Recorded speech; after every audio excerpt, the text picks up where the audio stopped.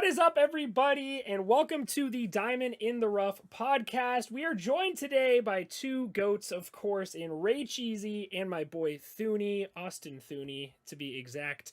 We're going to be talking about the American League Central, doing some previews today. Obviously, Thuuuuney's a big Twins fan. I'm a big Chicago Whites fan. White Sox, I meant to say that. That's definitely not what I meant to say there. Anyways, we are hammering the edit button right now. Oh my God. NickTheriault is a big Royals fan, and RayCheesy is a temporary Tigers fan, and of course Mick Miller will be our temporary Cleveland baseball team Spiders fan, whatever they're going to be called this year. If you guys want to check us out on Spotify, we can be found over there. That link will be in the description. We're also on Twitter and Instagram at DIR Podcast, and our boys Thuuuuney and RayCheesy. Thuuuuney, where can we find you guys at, or where can we find you at specifically? You could pretty much type my name in anywhere if you have the knowledge of typing it all the way out with the 4 U's that are in it, and you'd probably find me on Twitch, YouTube, Twitter, everywhere else you'd expect to find somebody. Beautiful. And then RayCheesy, I believe you're a little easier than the 4 U's. I'll just say, just my name that's on here, Twitch, YouTube, Twitter, TikTok, Instagram, everything. Everything's the same on here. Dope. And I assume the 21's for Roberto Clemente, right? It is. Favorite player of all time. So excited, man. So excited I'm in the game. Super dope. Of course, he just got announced as the MLB The Show 21, one of our legends. Super excited for that. I assume you guys all are, especially Ray, of course. Absolutely. Of course, I am your boy, NMR Sports. You can find me on YouTube, Twitch, Instagram as NMR Sports. If you don't see it there, just add a 30 to it. NickTheriault, the newest streamer of MLB The Show on Twitch. Congratulations on starting. Where can we find you? You guys can find me on Twitter, Twitch, and Instagram at NickTheriault12, THERIAULT. On the road to affiliate. Yes, sir. He's grinding. He's grinding. And then MIC Miller, what's up? MIC Miller 42, all platforms. You guys know it. It's my favorite thing to order on the McDonald's menu. Get the McMiller 42. Love it. Charlie D'Amelio's got that Dunkin' thing. I got McDonald's next. Yeah, right. McDonald's. Exactly. All right. Well, we are going to be talking about the team that is not called the Chicago Whites. They are called the Chicago White Sox. We're going to start off with them. They, of course, are my new favorite team because the Angels aren't going to make the playoffs. So I might as well have a team that is going to make the playoffs to root for. Now, the Chicago White Sox are absolutely stacked, of course. We're going to start off talking with their pitching. Obviously, they have a ton of young guys coming up who all throw gas and all look really good. Lucas Giolito would, I guess, of course, be their ace. They traded for Lance Lynn this offseason. Dallas Keuchel, according to NickTheriault, is a top 10 pitcher in the major leagues. Who else they got? I believe Dylan Cease is going to be bottoming out the rotation, as well as I honestly don't know who their number 5 would be. I was expecting it to be Michael Kopech, but I've been told he's going to be starting in the bullpen this season, so we'll see. I do expect him to squeeze into the rotation at some point. They also have a absolutely stacked bullpen, adding the best closer in baseball last season in Liam Hendricks. Garrett Crochet is a MLB The Show legend. Aaron Bummer is an absolute stud. You name it. Cody Howard throws 107 miles per hour. And I think those are all like the noteworthy names I'm liking in this bullpen here. So what do you guys think of the White Sox pitching staff? I will say, I know that, so you mentioned Michael Kopech rounding out the rotation. I believe, so they re-signed Carlos Rodon, who came up with them. He's going to be their number 5 guy. They like Dylan Cease in the 4 spot. So they're going to put Kopech in the bullpen along with Garrett Crochet. So you just get a combined like 230 miles an hour between those two guys. Yeah. And then they another guy who is definitely going to see MLB time, but he's not going to be in the rotation. He's actually going to start in AAA is Reynaldo Lopez. Hasn't figured it out yet at the big leagues. Unlike his counterpart in that trade, Lucas Giolito, who is one of my favorite pitchers. I think he's a top 10 pitcher in the baseball. If not yet, he's going to be. So those are my takes about the pitching. As a Twins fan, I hope we see a lot more of Reynaldo Lopez as fast as possible because we love hitting Reynaldo Lopez. No, Giolito is definitely a stud. If you look at I mean, I'm a biased Twins fan, but I'm going to try to not be biased when I talk about other teams here. But Giolito, obviously a stud. I'm really excited to see a healthy Michael Kopech. I'm excited to see a healthy Dylan Cease. I think if you're the White Sox, and I mean, this is true for any team. Like we have a Yankees fan here in Mick, and like you look at the Yankees, you look at any team in baseball, you're healthy, you're going to do great. And the White Sox are some of the highest velo arms in baseball right now, collectively as a team. And if you keep everybody away from Tommy John, you keep everybody away from overusage, it's going to be a really scary pitching staff to look at. Yeah, without a doubt. I'm honestly more scared of their bullpen than I am of their rotation. I think their rotation's super top heavy, but I love their 1-2-3 punch. And if Lucas Giolito, honestly, is probably my favorite to win the Cy Young this year. I just think he's going to take that kind of leap in a full season. It's going to be kind of interesting to see because I feel like nobody's going to go out and throw. I don't know if anybody's going to throw over 200 innings next year. Probably I feel like maybe throw like 170 innings at the most. But I still think he has insane potential there. Of course, he threw a no-hitter last year and he looked lights out. I think he had a no-hitter in the playoffs through like 7 or 8 innings. He was absolutely, and I think they ended up losing that game, so obviously not ideal there. But I do think that the White Sox were already amazing last year, and they're one of the most. They're the reason that I'm so high on the White Sox is they're such a fun, young, exciting team to watch, and all these young guys are just going to come up and like I don't know. They're taking a lot of chances on guys, but when you have like 30 guys with a shit ton of potential, some of them are going to play well, and obviously play up to their potential at least. I definitely think they're both like. Look, I'm trying not to tie this in with the show, but like my head, I just can't like help not tie it in with the show. Literally, they have like the glitchiest bronze bullpen like ever. I mean, you got Crochet, you got Jace Fry's another one, Cody Hewer, or however you say it, Jimmy Cordero, Michael Kopech. Like literally, like if I could draft a bullpen and BR get some bronze in there, like those guys are good. Like they're set, but their bullpen, I mean, it's always gonna have a good bullpen. I mean, you try to make a long run, you know, you want to have a really good bullpen, and I think that they've definitely settled in on that. I had to face Jay Fry earlier today in a BR game. Throws the nastiest cutter in the game. He does. No idea. He does, man. He's crazy. Yeah, he does. Yeah. Him and Aaron Bummer both have like these like cutters that like move like a foot. It's insane. Yeah. Yeah. Oh no, yeah. Aaron Bummer's a stud. And I kind of feel bad for him. I feel like he's kind of guy who's knocking on the door of being the closer, but then they go out and sign Liam Hendricks and just kind of be like, sorry, Aaron, you're just gonna be that 8th inning guy. Or I wouldn't consider him a lefty specialist. I'd say he's more the 8th inning guy, but yeah, stacked bullpens I'm a big fan of them. Obviously being an Angels fan, we never have a good bullpen. So when I see a good bullpen, I can definitely appreciate how much of a difference that makes. And that's another reason I have a lot of faith in this team.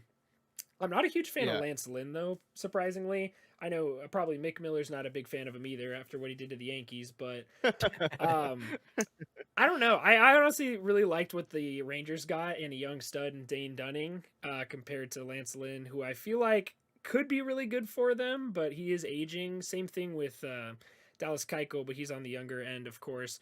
And Dallas Keuchel's a very interesting guy because he doesn't strike anybody out. He has no swing and miss in his game. It's all soft contact, and he is probably the best at what he does, but at the end of the day, it's a little scary, but he always seems to find a way to come out on top. So, like I said, super big on Lucas Giolito, but not crazy big on Lance Lynn. And Dallas Keuchel is always a scary guy to have on the mound.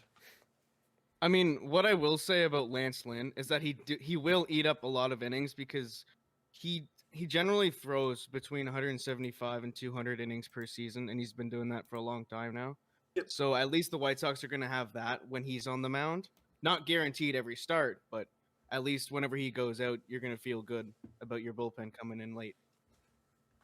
It's also a super important signing for Chicago, too, because they have a lot of these explosive arms, and we don't really know how, like, new management coming in, like, how the usage of the bullpen's going to work. Like, will he want starters to go a little bit longer than Renteria wanted? I mean, I haven't really been looking at spring training is different too because guys throw like 40 pitches and they're done. We'll find out a lot more. Yeah.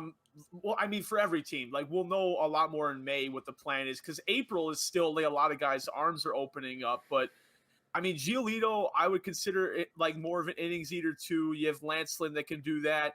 Dallas Keuchel, because he's such a finesse pitcher, can eat a lot of innings as well. So, I mean, you have the pieces to relax the bullpen a little bit and use them in more special roles if your starters can work the way you want them to. On paper, if everything goes according to plan, I see why a lot of people have the White Sox being their favorite out of the American League to win the or not the favorite, one of the favorites to go to the World Series. Yeah, without a doubt. Absolutely, No. yeah. It's just crazy. Like, you remember that quote from Kevin Cash? I think it was last year, right? He has a stable of guys in the bullpen. That's kind of how I feel like. What's his fucking Tom?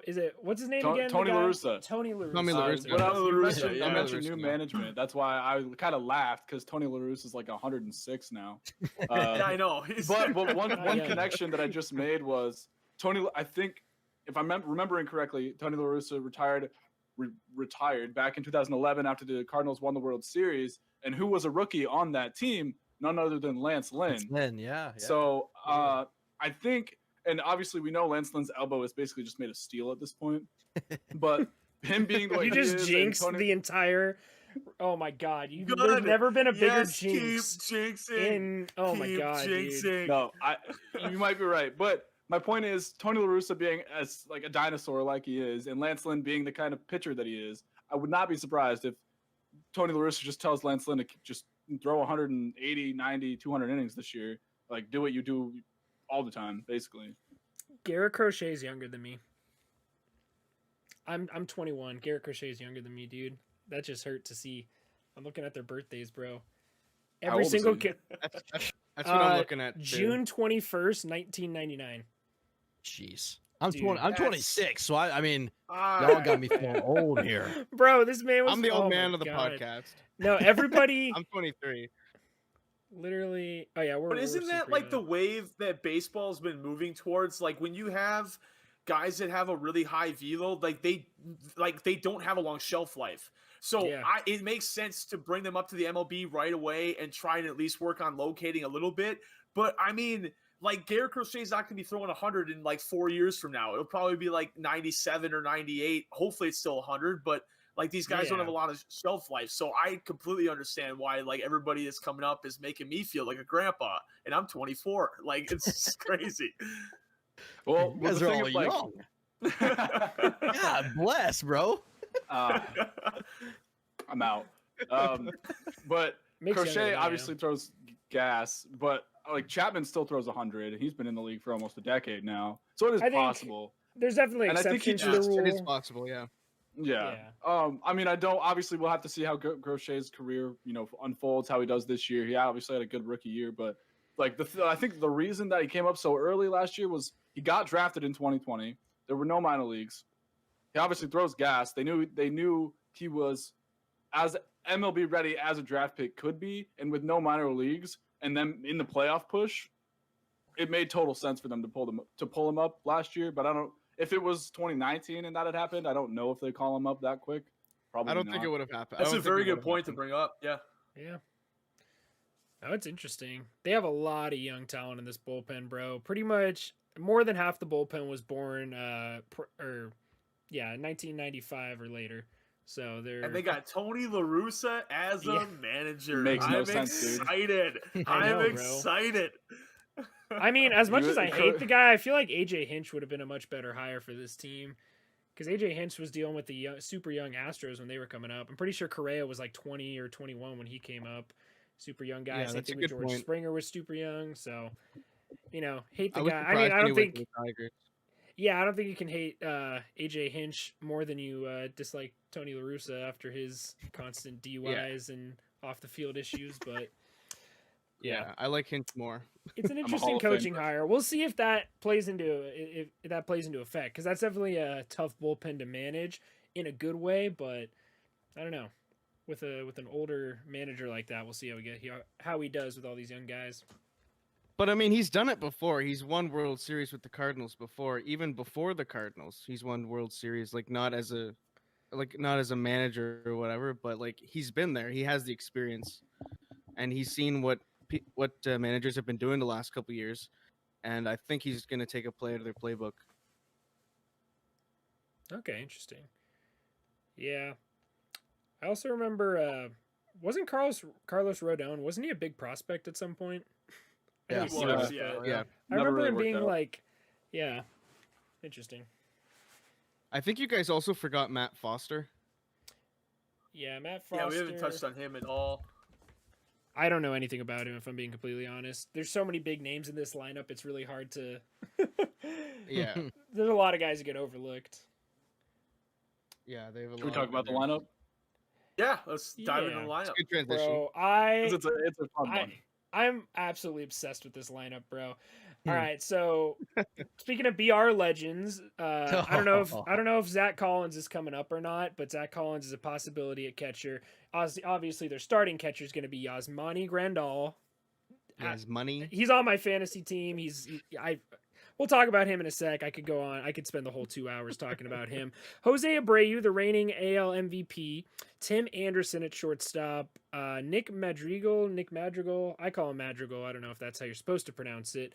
I don't know if he has a starting job. There's also Leary Garcia and Danny Mendick are options at second. Yohan Moncada, I would say they're starting third baseman.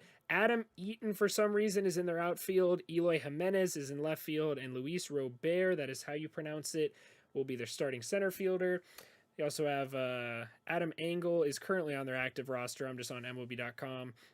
And Yerman Mercedes is also currently on their active roster, the third string catcher. So I'm absolutely in love with this lineup, bro.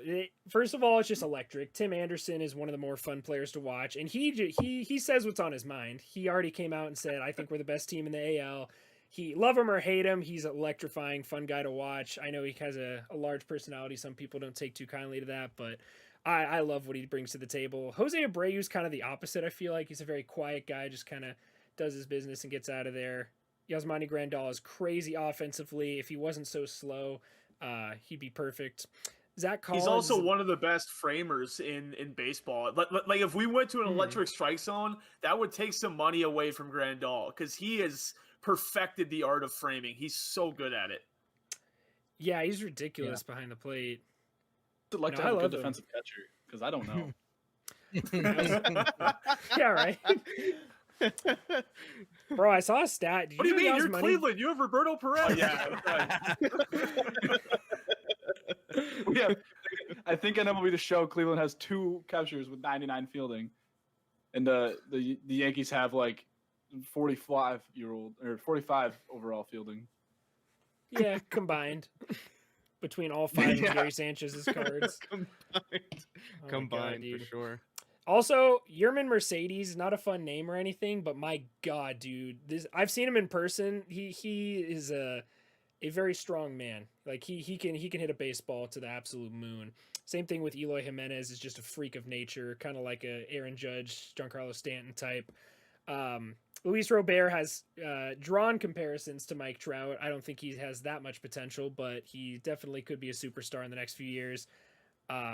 I'm super high on Eloy Jimenez. I honestly think Eloy Jimenez could be an MVP candidate coming up here. Yeah, my 2 highest guys on the White Sox lineup that honestly, like, their 2 best hitters to me are Eloy and Jose Abreu. I'm not taking anything away from Luis Robert, but one of the things that, like, I feel like people forget about is what happens when the book is kind of out on somebody. I'm not saying that Luis can have a poor season, but I'm not expecting a lot from him this year. He could be an all-star center fielder. He could put up good stats, but we know Abreu can hit. We know Eloy can hit.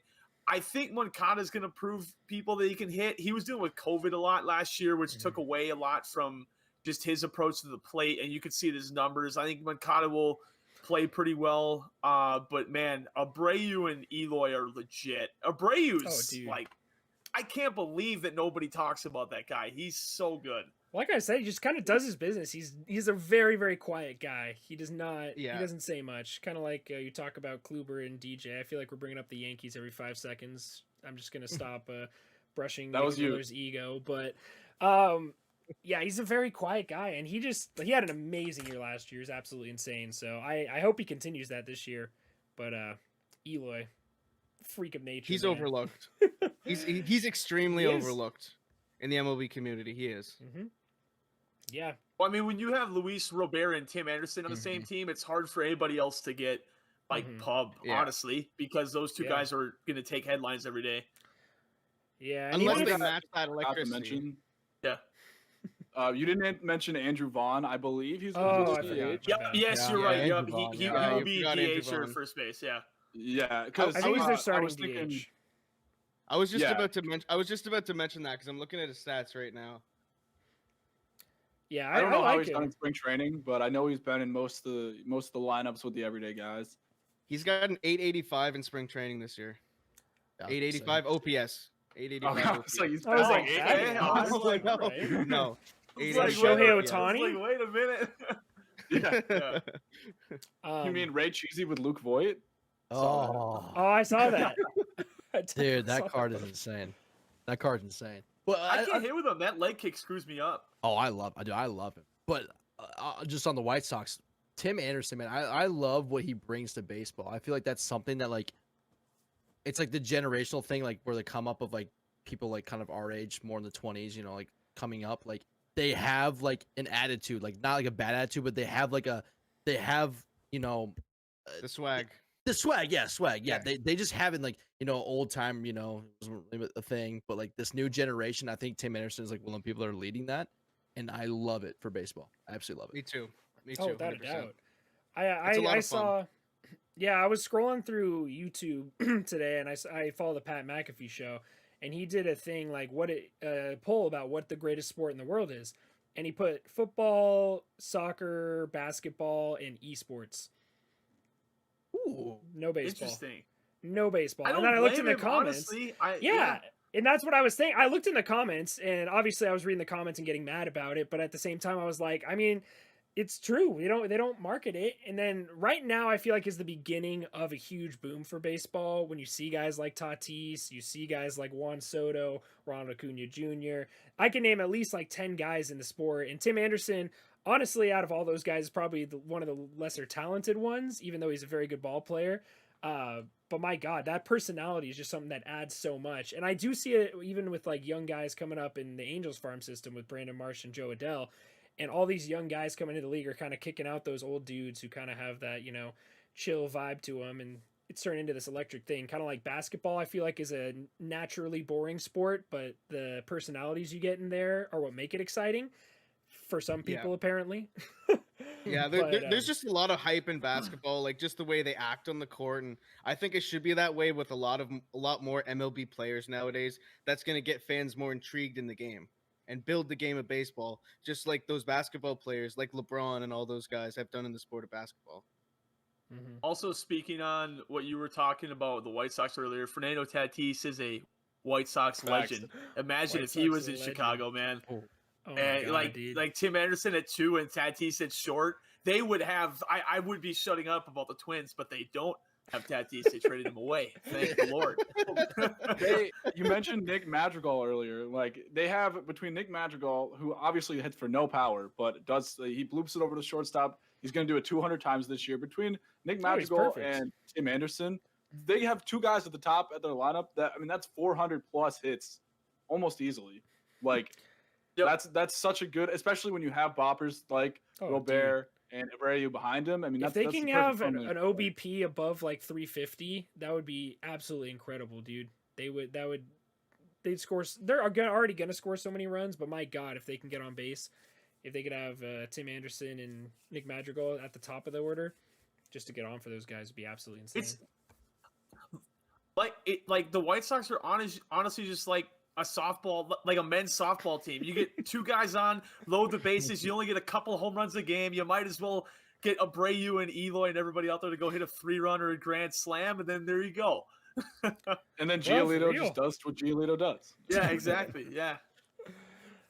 But you mentioned with Tim Anderson being like that big personality, and I think the MLB is doing a lot better of a job of marketing those guys, or those guys are doing a better job of marketing themselves, I should say. One thing about old man La Russa, so I was listening to a podcast that Giolito was on, and so La Russa came in and said, like, I know you guys have a good clubhouse, like, I know what you guys are doing here. I'm not going to come and interrupt that. Like, I have to earn your respect. La Russa said that to them, which I think bodes well for them in the future. Yeah. Because if La Russa had come in there and was like, screw all you guys, like, this is how we do it, old school style, then obviously I think the White Sox are in for a bad year. But if La Russa is going to let the White Sox and Tim Anderson do what they do, I think it's going to work out really well. Yeah, I like that. No, this team just literally 1 through 26 on this roster just makes me excited, man. I will be tuning into a lot of White Sox games this season. And part of it comes with the excitement. There's certain teams that I really want to watch and other teams that I don't. And it really has to do with one player sometimes. Tim Anderson's that player on the White Sox. I'll watch a lot of Nationals games just to see Juan Soto play. And that's honestly all it takes. But they have such a good combination of old veterans, which I would consider Jose Abreu to be that at this point. Young talent, what I also consider Tim Anderson to be a veteran. Young talent, I guess, would be more the Luis Robert and Eloy Jimenez, Nick Madrigal coming up. So many prospects. We don't even know. They're capable of so much, and even I feel like their floor is still like winning the division, I feel like, or being, in the playoff hunt. Maybe a wild card spot would be their floor, but yeah, going to be a very exciting team to watch. Very, very exciting. Is that time to move on to my favorite team in the baseball, the Cleveland baseball team? Let's do it. Let's do it. So we're going to start with their pitching, which is the only reason this team is going to be good. And unfortunately for the Cleveland baseball team's front office, Cleveland is going to be a good team this year. That's not what they're trying to do, but that's what's going to happen. They're literally so making the movie happen. Exactly. So they've got, obviously they have their ace, won the Cy Young last year, one of the best years ever. Shane Bieber's at the top of that rotation. They also have, I feel like I'm missing someone. Aaron Savali. Zach Plesac. That was the guy I couldn't see. Those are going to be their 2 and 3 guys. They also have Cal Quantrill. And I don't really know. Tristan McKenzie's going to round out that rotation. And then, of course, in the bullpen, they have Emmanuel Clase, who throws absolute shed. They have, who am I missing here? James Karinchak. He's going to be their closer. He came out and did phenomenal last year, except for the postseason, but that's besides the point. And then they have Nick Whitgren, Trevor Stephan, Cameron Hill, Logan Allen, a few other guys rounding out that bullpen, but the pitching speaks for itself. That's what's going to keep them in the games. Nick, I know you're laughing because my voice cracked probably 3 times during that. But, it's fine. It's fun. Hit him with the exclamation point voice crack in the chat. If you know, you know. I love it. Yeah, that's it. That's their pitching. Sorry, my voice cracks interrupted talking about the Cleveland baseball team. Oh, you're good, bro. Now, I'll be honest. Obviously, we know the rotation's like lights out, but one name that is very intriguing to me that I'm very curious about because we really haven't seen him yet is Emmanuel Clase. Obviously, he had the roid suspension, so I don't know what the history really is with relievers coming back from steroid suspension, but obviously we talk a lot about BR cards. My God, dude, this man can really have like a 100-mile-per-hour cutter. You could put me in the cage, throw me 1,000 of those. I maybe foul one off. Like that's ridiculous, dude. The fact that anybody could even touch that is insane. But I honestly, I'm very excited for him. I honestly don't know a lot about these bullpen guys, but they have a C on their hat, so I assume they're good. That's just kind of what Cleveland does. They just put good pitchers out there, and their rotation is still good even after they trade away a Cy Young Award winner in Corey Kluber, Carlos Carrasco, who's a damn good pitcher. Who's the other? Or Clevenger, of course, they got rid of. Just ridiculous, bro. To have that much pitching is just mind-blowing to me. Did we all freeze? Oh, shit. That's not good. That's very much not good. Hi. What? I don't know what happened. I'm back. I have no idea what happened either. Yeah, you guys froze on me. Yeah, everybody froze. Okay, yeah. We're good now. All right, we're good. Yeah. I was to say Pirates legend Oliver Perez. Dude is 40. Yep. Almost 40. He's 39. Still hucking it, man. Yep. Like what? This man had a nice BR card, like our breakout card in like 2005 or something. Like crazy long ago. Like crazy. It's insane to see him. But another BR legend, Oliver Perez there. Oh yeah. I faced him today. Ooh. I did not win that game.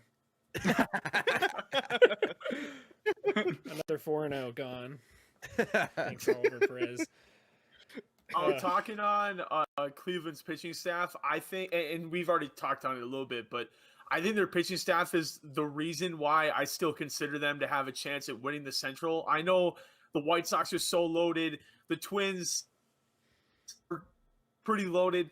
But honestly, like, pitching is so important, and they have a good house of guys in the rotation that could do the job to win some games. And we'll talk about their lineup here in a little bit. But I mean, like, you only gotta win 90 or so games. It's still a lot of games, but I mean, they have what it takes to build a playoff roster. I don't think it would go very far if they made it, but they definitely are challenging for the Central. I don't think people are giving them enough credit because of their pitching staff.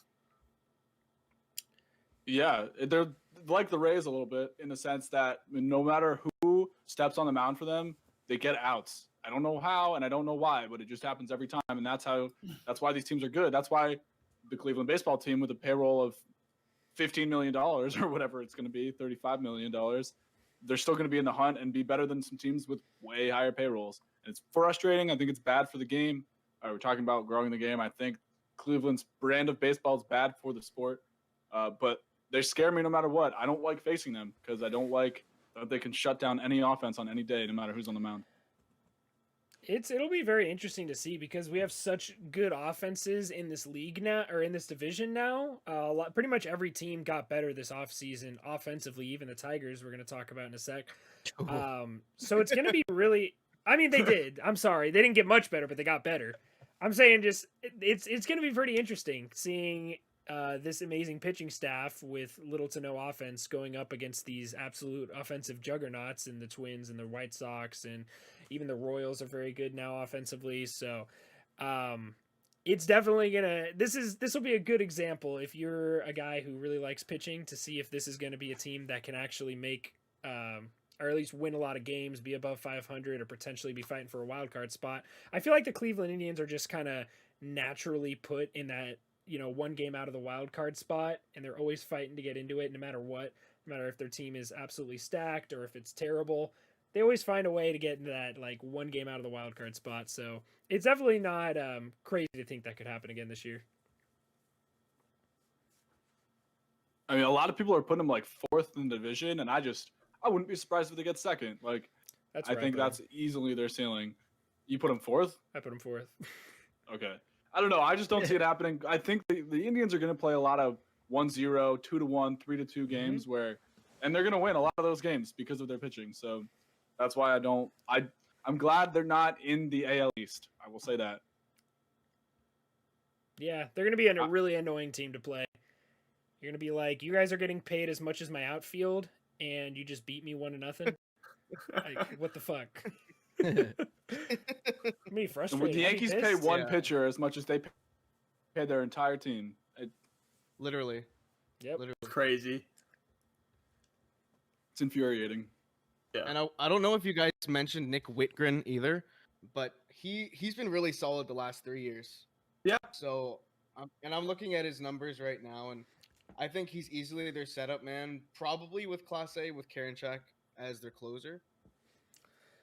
I don't know if I would put Class A as closer role right away. I don't think he's proven it enough to be like a late inning guy. Like he's obviously got the stuff for it, but I mean, from what I've seen, like, I would, if I was a Cleveland fan, I'd rather have Whitgren going out over Class A right now. But yeah, Karinchak looks great. Just remembering games that we played against Cleveland, we being the Twins, against Cleveland last year, Whitgren was a stud. He really doesn't have like explosive stuff, but he really gets the job done when he's on the mound, and he very rarely misses his spot. Yeah. No, I like a lot of these guys in their bullpen. I do think Class A is kind of like we talked about with Karinchak. He was born in 98, so he's not that much older than Karinchak is. Super young guy. Obviously just had the suspension, but he has that insane stuff on the mound. So I feel like he's sort of an experiment this year. He could turn out to be like a Karinchak was last year and be absolutely amazing, or he could just not be able to locate and be just throwing baseballs all over the place and have no idea what he's doing. But I do think he could end up in that maybe 8th inning role eventually, but definitely not to start the season. They also brought back Brian Shaw, if you guys didn't know. I was about to say, I believe he's a minor league deal. Yeah, they brought him back, but he's here on the major league roster. Like he's been pretty bad the last 3 years, but that's because he went to Colorado. Yeah, he signed with Truman's Rockies. That's why. Yeah, yeah. Like he could easily bounce back too, just like another player we'll talk about in this division. Yeah, I mean, I know I'm the resident Cleveland baseball team fan, but I mean, their pitching staff's made up of a lot of guys that your basic fan of baseball would have no idea who they are. You'd say like Cal Quantrill, and you're like, are you talking about like who are you saying? The hockey player? Exactly. Like, so their whole bullpen and rotations are made up of a lot of guys like that where you don't know who they are. But the only thing that I do know, what I will say, Cleveland fans, I'm sorry I'm not talking enough about your guys because I just genuinely do not know enough about them. So let us know in the comments, like if there's a guy that we're missing, or like a guy you're really high on. I'm pretty high on Tristan McKenzie. I think he's one of those electrifying ball players, competitors that's really fun to watch. Struck out Miguel Cabrera 2 or 3 times, so he's one of those electrifying guys we talk about on those teams. So he's a guy that stands out to me. I feel like we didn't say anything. Tristan McKenzie, like that dude is 150 pounds soaking wet, and it's just disgusting on the mound. Like I don't know how the Indians do it. Oh, that's the worst. Oh, that's pretty sweet. That's Subtle badass. flex. Need him to do well. We need him to do well. My wallet needs him to do well. What's that numbered out of? This is numbered out of 99. Holy shit! Wow. For listening on Spotify, you just showed us a cute little Tristan McKenzie. I have no idea. You know more about baseball cards than I do. You want to? I don't know a ton because I'm getting back into it thanks to everybody else on Twitch doing breaks right now. Yes. But this is Topps Chrome Tristan McKenzie rookie card. I honestly he's somewhat, not just because I have his card, not that I have any vested interest here, but I honestly think he's one of the more intriguing starters out of the Central to watch this year, up there with if not Lopez bouncing back, but looking at like Cease, looking at Kopech, some guys in the Twins we'll talk about later. I mean, we'll talk about Matthew Boyd and the Tigers. I don't know why we're going to talk about him, but could this be the year Matthew Boyd pops off? I don't think so, but no.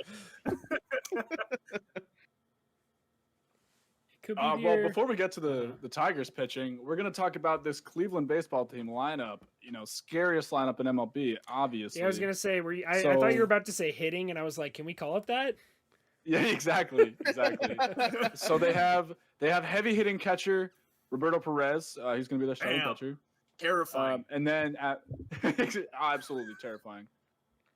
Their first baseman is Bobby Bradley, I believe. Even more terrifying. Exactly. The young Chris, he's 24, doesn't have much MLB experience. Second base is going to be Cesar Hernandez. Shortstop's going to be a combination of Ahmed Rosario and Andres Jimenez, both the acquisitions of the Francisco Lindor trade. And then, of course, perennial MVP candidate, actual heavy hitter on this team, Jose Ramirez, one of the scariest guys to face in MLB. And then their outfield this is where it gets pretty rough. In left field, they do have Eddie Rosario, who is Barry Bonds himself, playing at Progressive Field. Center field is going to be, I believe, Bradley Zimmer, if I'm not mistaken. Yeah, they optioned his name? Mercado. They also have I forgot about. I think Josh Naylor might play more first base than Bobby Bradley does. That would be my assumption. Because I think Eddie Rosario is going to be in left. I'm guessing Zimmer is going to be in center, and then they have Luplo, who hits hits lefty as well. Sorry, they can put him in right field. I think Franmil Reyes is definitely their DH, and they also have Jake Bowers, who can play the outfield. So they do have some options. Play because Yu Chang has been absolutely murdering the baseball in spring training. Like, I figured he was a bench bat. He's listed as their third shortstop on the major league roster. Oh, he's a middle infielder. Gotcha. Yeah, that man he's been raking the ball in spring. If they're smart, they'll move him to the outfield. I don't really know what Bradley Zimmer has left in the tank. I mean, I know Bradley Zimmer's not old, but he hasn't done all that well. I was watching an Angels Indians game the other day, and they tried Ahmed Rosario in the outfield, and I posted Shane Bieber's stat line. He gave up 9 runs, and one of them was earned, all on Ahmed Rosario errors in center field. Legitimately, he had 4 and 5 he's listed errors, here as a center field. On I would say, MLB.com. he's listed out there. Yeah. I mean, like honestly, Ahmed Rosario and Joe Adell are the same in the outfield, at least from what I've seen in the spring training so far. Oh, dude, it's bad. That's a fun comparison. No, it's awful. No, but like I literally looked at the stat line. I was like, poor Shane Bieber. This man gave up 9 runs, and one of them was earned, and it was a Shohei Ohtani solo home run over the batter's eye, I might add. But at least it was in spring training, man. At least it was in spring training. Yeah. So I don't know if he's gonna end up one of those guys. I feel like I'll make their way to the outfield. I'd love to see more Yu Chang. He's a fun guy to watch. Give me some more Yu Chang. Yeah, I mean, if they're smart, they can move Yu Chang to like right field or even center field. But Eddie Rosario is a very good pickup for them. Obviously, they traded away Francisco Lindor. You can never replace that hole that he left. But in the past, in terms of OPS plus production, Eddie Rosario and Francisco Lindor are pretty similar players. But the difference is that Francisco Lindor plays elite defense at the shortstop position, and Eddie Rosario plays not good defense at the outfield. Which it's a lot easier to find bad defensive, good hitting outfielders than it is to find good hitting, elite defensive shortstops, which is why Francisco Lindor has so much value.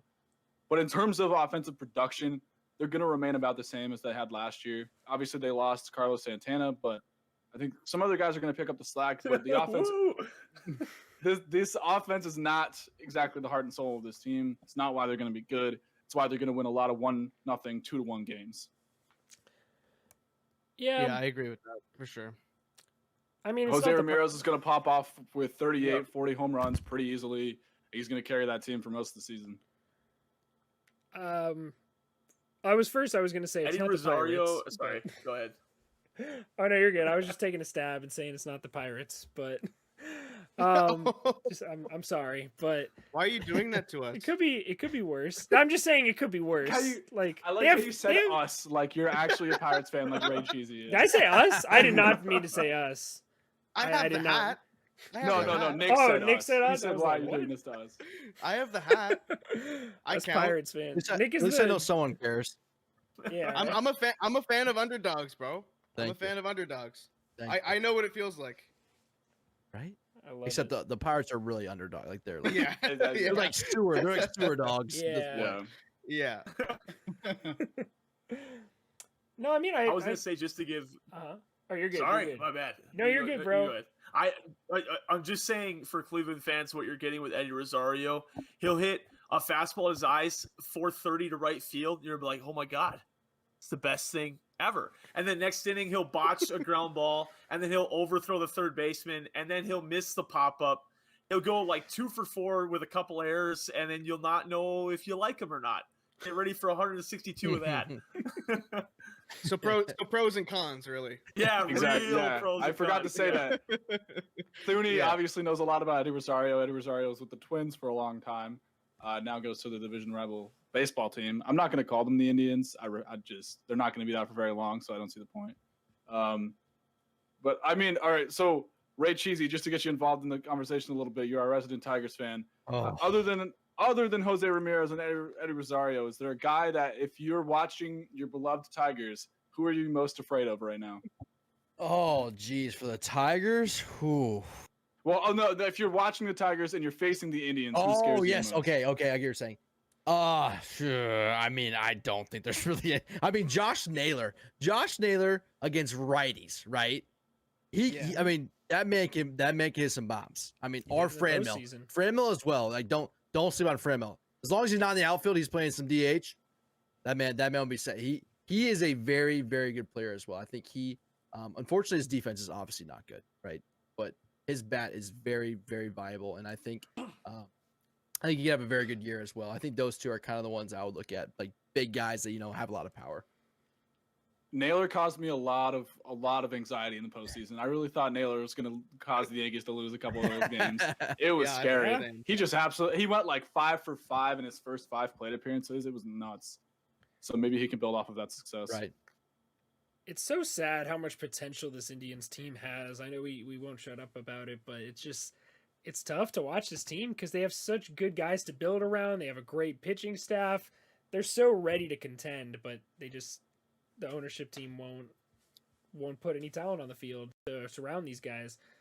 They're It's not tough, missing. man. They have J-Ram. They had Lindor. They had the perfect blocks in place for an elite team. But I it's mean, what tough. they're 5 years removed from a World Series, right?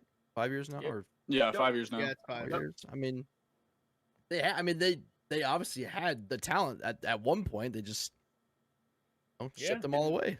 When Ship the them game- all think off. they've Like- been- Just a couple seasons ago, Shane Bieber was their number 5. They had Corey Kluber, Cy Young, Trevor Bauer, Cy Young, Mike Clevenger, Cy Young potential. Of course, Shane Bieber is now a Cy Young, and there's Carlos Carrasco. Carrasco, Like yeah. that's Rookie. what Like, a that's dirty. rotation. Yeah, like what? Yep. Yeah. They shipped 4 of those guys away. Shane Bieber's like a clear cut one of the best And they pitchers in still baseball have now, one of the better rotations in baseball. and they still have a good yeah, rotation. yeah, And all of those pitchers are still good on other teams. Like, Yeah, exactly. It's frustrating. That's the only thing that scares me about the Indians is the Cleveland baseball team. That's the only thing that scares me is the pitching. That's the only thing that scares me. That's pretty much it. Yeah. They're just like we said. They're one of those annoying teams to face because if you're facing like a Zach Plesac or Shane Bieber, and your starter gives up a home run to J-Ram and a home run to Eddie Rosario, and you're down 2-0 against the Indians, that feels like a 5-6 run deficit because you don't know Yeah. if you're gonna be able to score those 2 runs. 100%. Yep. That's why Yeah, they're such an exactly. annoying team to face. Yeah. But that's pretty much, unless anyone else has any hot takes about the Indians right now, I think we can move on to, like I said, RayCheesy's beloved Detroit Ooh, Tigers. baby. Wow. Go Detroit. These Tigers, man. I tell you what, these 5th place Tigers are ready to do it. Okay, I can talk smack because if you guys can't say, I'm a Pirates fan, so I know what it's like. I know what it's like. But to talk about their pitching a little bit, I think for sure Matthew Boyd, their top end guy. Ace. You got Tariq Skubal as well, or how you say it, I'm not sure, but Casey Mize could potentially be there someday. I know I think he batted some injuries last year. Michael Fulmer was there 4 or 5 years ago. I think he was rookie of the year at some point. Could be wrong on that, He but- was. or I think it was in 2016, I think. 2016, he yeah. was. So I mean, I think he's dealt with a lot of injuries as well, unfortunately. Looks like Spencer Turnbull is hurt right now, but he can be in there. And Jose Arena, known for throwing at people, which is good. The bullpen though. Oh, it might be the worst. In I baseball. tell you what, I'm gonna be 100% with you guys. I don't think I know one of these guys, besides because of MLB The Show. If I didn't Yeah. play MLB The Show, I would not know one of these guys. Yeah. Without a doubt. Same here. But we got Brian Garcia, Gregory Soto, Buck Farmer, hell of a name, love that. Oh, yeah. Always skip over him in BR because my man, I think he's a common, not good. Jose Cisnero, Joe Jimenez, and Ronnie Garcia, really nothing there, to be honest. I as a very beloved Tigers fan, I tell you what, man, the bullpen is not great in any form or fashion. The only guy that I know that you just said, I think Gregory Soto throws. He's just one of those Yeah. guys that doesn't know where he's throwing it, but he throws it at Yeah. 106. He Yeah. just Yeah. gas. Yeah. Yeah. But you're not going to get the best results when you walk the bases loaded every inning. Yeah. For no reason at all, Buck Farmer destroys the Twins. Every time I see Buck Farmer come out, I'm like, well, pack it up. I guess we lost this one. I have It's all no done. idea why. I have no idea why. It's like Buck Farmer comes out with this robust 91-mile-an-hour fastball, and we just don't know what to do with it. It's crazy. Buck Farmer should teach Ronaldo Lopez how to pitch against the Twins. There we go. There you go. Bro, I just got Zach. Completely unrelated, but Zach Gallen just went down with a hairline fracture from batting, just to put a damper on. Oh, I heard about this that. episode. Yeah, I heard about that too. Stress fracture in his forearm. So, yeah, Not pitchers good. a rake Why are pitchers batting? in spring training. Stupid. Yeah, that's bad. Awful.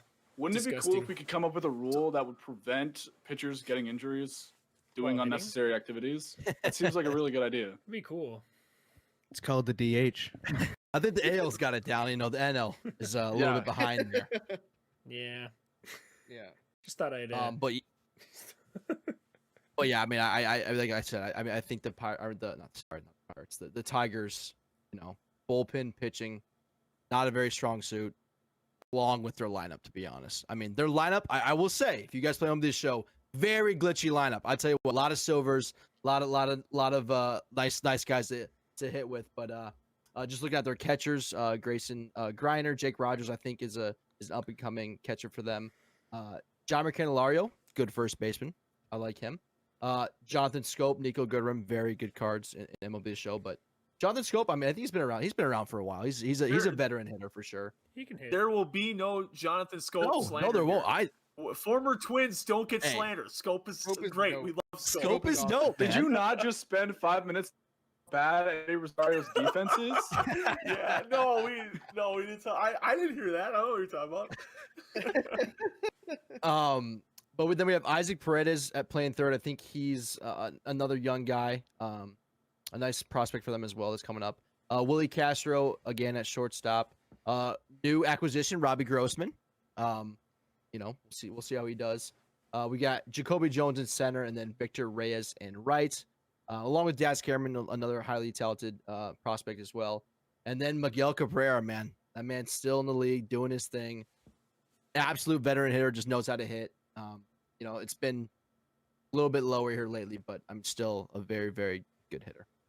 He honestly could get a timeshare and play for Detroit as long as he wanted to. Yeah. I'm sure Cabrera could negotiate a 4-year extension and still get some money because they're like, well, I mean, we're not doing anything. We might as well keep Miguel Cabrera here. It's having Cabrera is like having just an extra hitting coach for these young players. Yeah, pretty much, exactly. Yeah. It helps the young team develop and get better as players, and plus, if he can get more accolades on his resume, even if he just keeps playing and if he doesn't live up to his MVP seasons of the past, he could still rack up the stats that he needs to get further into the Hall of Fame, Well, he's not Albert Pujols. He's still a replacement level player. He's not bad. He's not hurting them. So I don't know. I like exactly. him. He's definitely dealt with injuries and stuff. I think that's something that's really hurt him. Yeah. But guys like Nick Castellanos and JD Martinez owe a lot of their career to being teammates with Miguel Cabrera. Yeah. And he could have that same effect on John Candelario, Willie Castro. Who did they draft? Spencer Torkelson. Spencer Torkelson. That's what I was trying to think of. Yep. Spencer Torkelson could be a Miguel Cabrera type hitter, with first base, third base, corner, infield power. So Well, that's what I was thinking. If Torkelson can come up at any point and play third base for them, that's an improvement. Yeah, that'd be perfect. Yeah. But yeah, I mean, not much with the Tigers. Not really much to talk about. Yeah. I do like Willie Castro. Yeah, Willie I like Castro's Candelario. good. I'm a big Yeah, fan of Candelario. Candelario. Also, Candelario's a Jake stud. Rogers has the best MLB stock photo of all time. I don't know if you guys can look that up or not, but it is. I will Google it right now. It is better than Dylan Bundy's from last year. That's a the very high mustache? praise. Oh my god! Is it on dude. Baseball Reference? It's phenomenal. Oh, Isn't that yikes. great? Yeah, where are we looking? Where are we looking this Jake up at? Rogers. Is it Baseball Reference? I'm on Yeah. Detroit. Is it I'm on Baseball Detroit. Reference or just? I'm just on Nolan, are you Detroit's talking about the website. mustache? Are you Yeah, talking the about the mustache, bro. Oh yeah, it's pretty clean. Bro, it's a damn good time. It kind of looks like he's holding in a fart, to be honest with you. Yeah. Wait, where are you guys seeing this? If On you guys- MLB.com? I'm Yeah. on looking at Detroit's Tigers. website. Yeah, I'm Detroit's at website. Detroit's too. Detroit's Yeah. website. Okay. So if you ever want to see a picture of a funny man, Jake Rogers MLB stock photo, it's phenomenal. It's a good time. Miguel Cabrera looks like he's trying to that's look hot. tough in his. Right? It's a good one. I want to do a compilation of the best ones there. I think I think it's probably just like the Pirates in the NL Central finishing last. I think it's a foregone conclusion that the Tigers will probably finish last in the NL Central. Yeah. Yep. I agree. 100%. Oh my! I finally take. saw it. Holy Hot shit! take, I agree. Hot take, I agree. Mick out here using Internet Explorer. For real. It took me a while to get there. But when I was on their page, I think we didn't mention probably their starting catcher. I don't know how much defense he's got left in the bag. Wilson Ramos did sign with them. Oh yeah, sorry, yeah. Oh, the Yeah, ageless but wonder of Wilson even if Ramos. if Wilson Ramos DHs, then you could put Miguel Cabrera at first. Candelario can play third. Might be a better option than having Paredes play third. But Yeah. screw it. Let's see what Mickey Cabs can do at third base still. Right? I think he's still got a lot left in the tank. I think he could play a couple more years. He looks good. I I hope follow his so. Instagram, and I'm just seeing him taking some hacks in the cages. He looks like he got a little spring in his step. I used to love Yeah, Wilson honestly, Ramos, bro. He's lost like if 20 I'm not- pounds. Yeah, if I'm not mistaken, Miguel Cabrera got into really good shape this offseason, right? Or was I thinking of somebody else? Mhm. No, he lost like He 20 did, pounds. yeah. He lost like 20 pounds. I think you're talking about AL MVP Vladimir Guerrero Jr., but that's, Oh, yeah. did Well, this one. that's another one. Yeah. And Alejandro Kirk. He also lost like 25 pounds. But Alejandro I- Kirk man. just looks like, dude, that guy reminds me of like playing town ball. If any of you don't know what town ball is, it's just like dudes that are out of college that are still playing baseball together. He reminds me of like the dude on the other team that just looks like he got done having a six-pack before he showed up. Then he goes 2 for 4, 2 home runs, and you're like, wow, that team's catcher is really good. That's a good comparison. I like that. that's perfect. He's like a mini fridge. But- He's just hits nukes. I Yeah. think Bro, I'm he's excited. really young, isn't he? Yeah, He's 20. He's 21. Yeah, No he shit. doesn't look 21. he doesn't Yeah, look he 21. looks a lot older, like at least 27. I think. That's crazy. He reminds me of like Jason Kubel at catcher. If anybody knows who Jason Kubel was. Oh, I remember Jason Yeah. Kubel. Yeah. Playing past MLB The Show games like 08 and Yep. 09. I remember that. I love it. One thing about Miguel Cabrera too. Sorry, just to finish this out. This year he could, if he stays healthy, could possibly get 3,000 hits and could possibly get 500 home runs. Which I don't know how many people in the MLB have ever done that in history, but I mean, Yeah, It's very done that in good. one season too. yeah, Like, yeah, That would be crazy. Yeah, That'd yeah, be so That'd be he- really Wow. cool. yeah. How That's many? crazy Do you to know see how many those. like hits and home runs he's away? So right now he has hits wise he has 2,866, so about 134. Home runs he needs 13 to get to 500. So Oh, Yeah, very I- doable.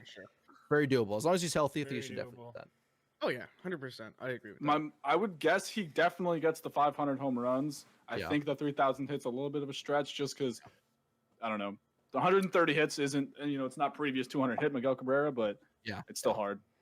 I mean, he'll get there Yeah. eventually. He'll Exactly, get yeah, there. I- Eventually. yeah. Yeah. No, it's Might so not be cool this to season, but see. eventually. I was there for I don't know why I just happened to be I don't go to that many Angels games, but I was in Seattle for Pujols' 3,000th hit, and I was in a suite at an Angels game for his 600th home run. And just seeing Wow. those milestones are just absolutely insane. Just to think that somebody is even capable of 600 doing is crazy. Yeah. Yeah. Bro, somebody Yeah. literally rounded the 600 bases home 600 times. Man. Like That's I remember insane. in Little League, I think I hit 6 in a season, and I thought I was like the most cracked person of all time. It's like, bro, I just hit 6 nukes in 20 games. I'm insane. I'm an absolute monster.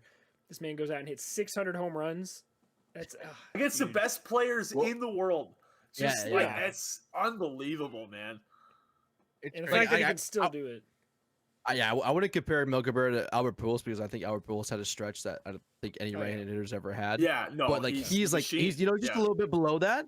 But like I mean, Miguel Cabrera was at one point Triple Crown winner, right? Yeah, Too. yeah, Yeah, yeah, he won Triple Triple Crown, Crown. yeah. He 14, barely I beat think. Mike Trout out. He barely Yeah. beat Mike Trout out. Right. Yeah. So But, yeah, so that's- Miguel that's Cabrera is Tigers. about to.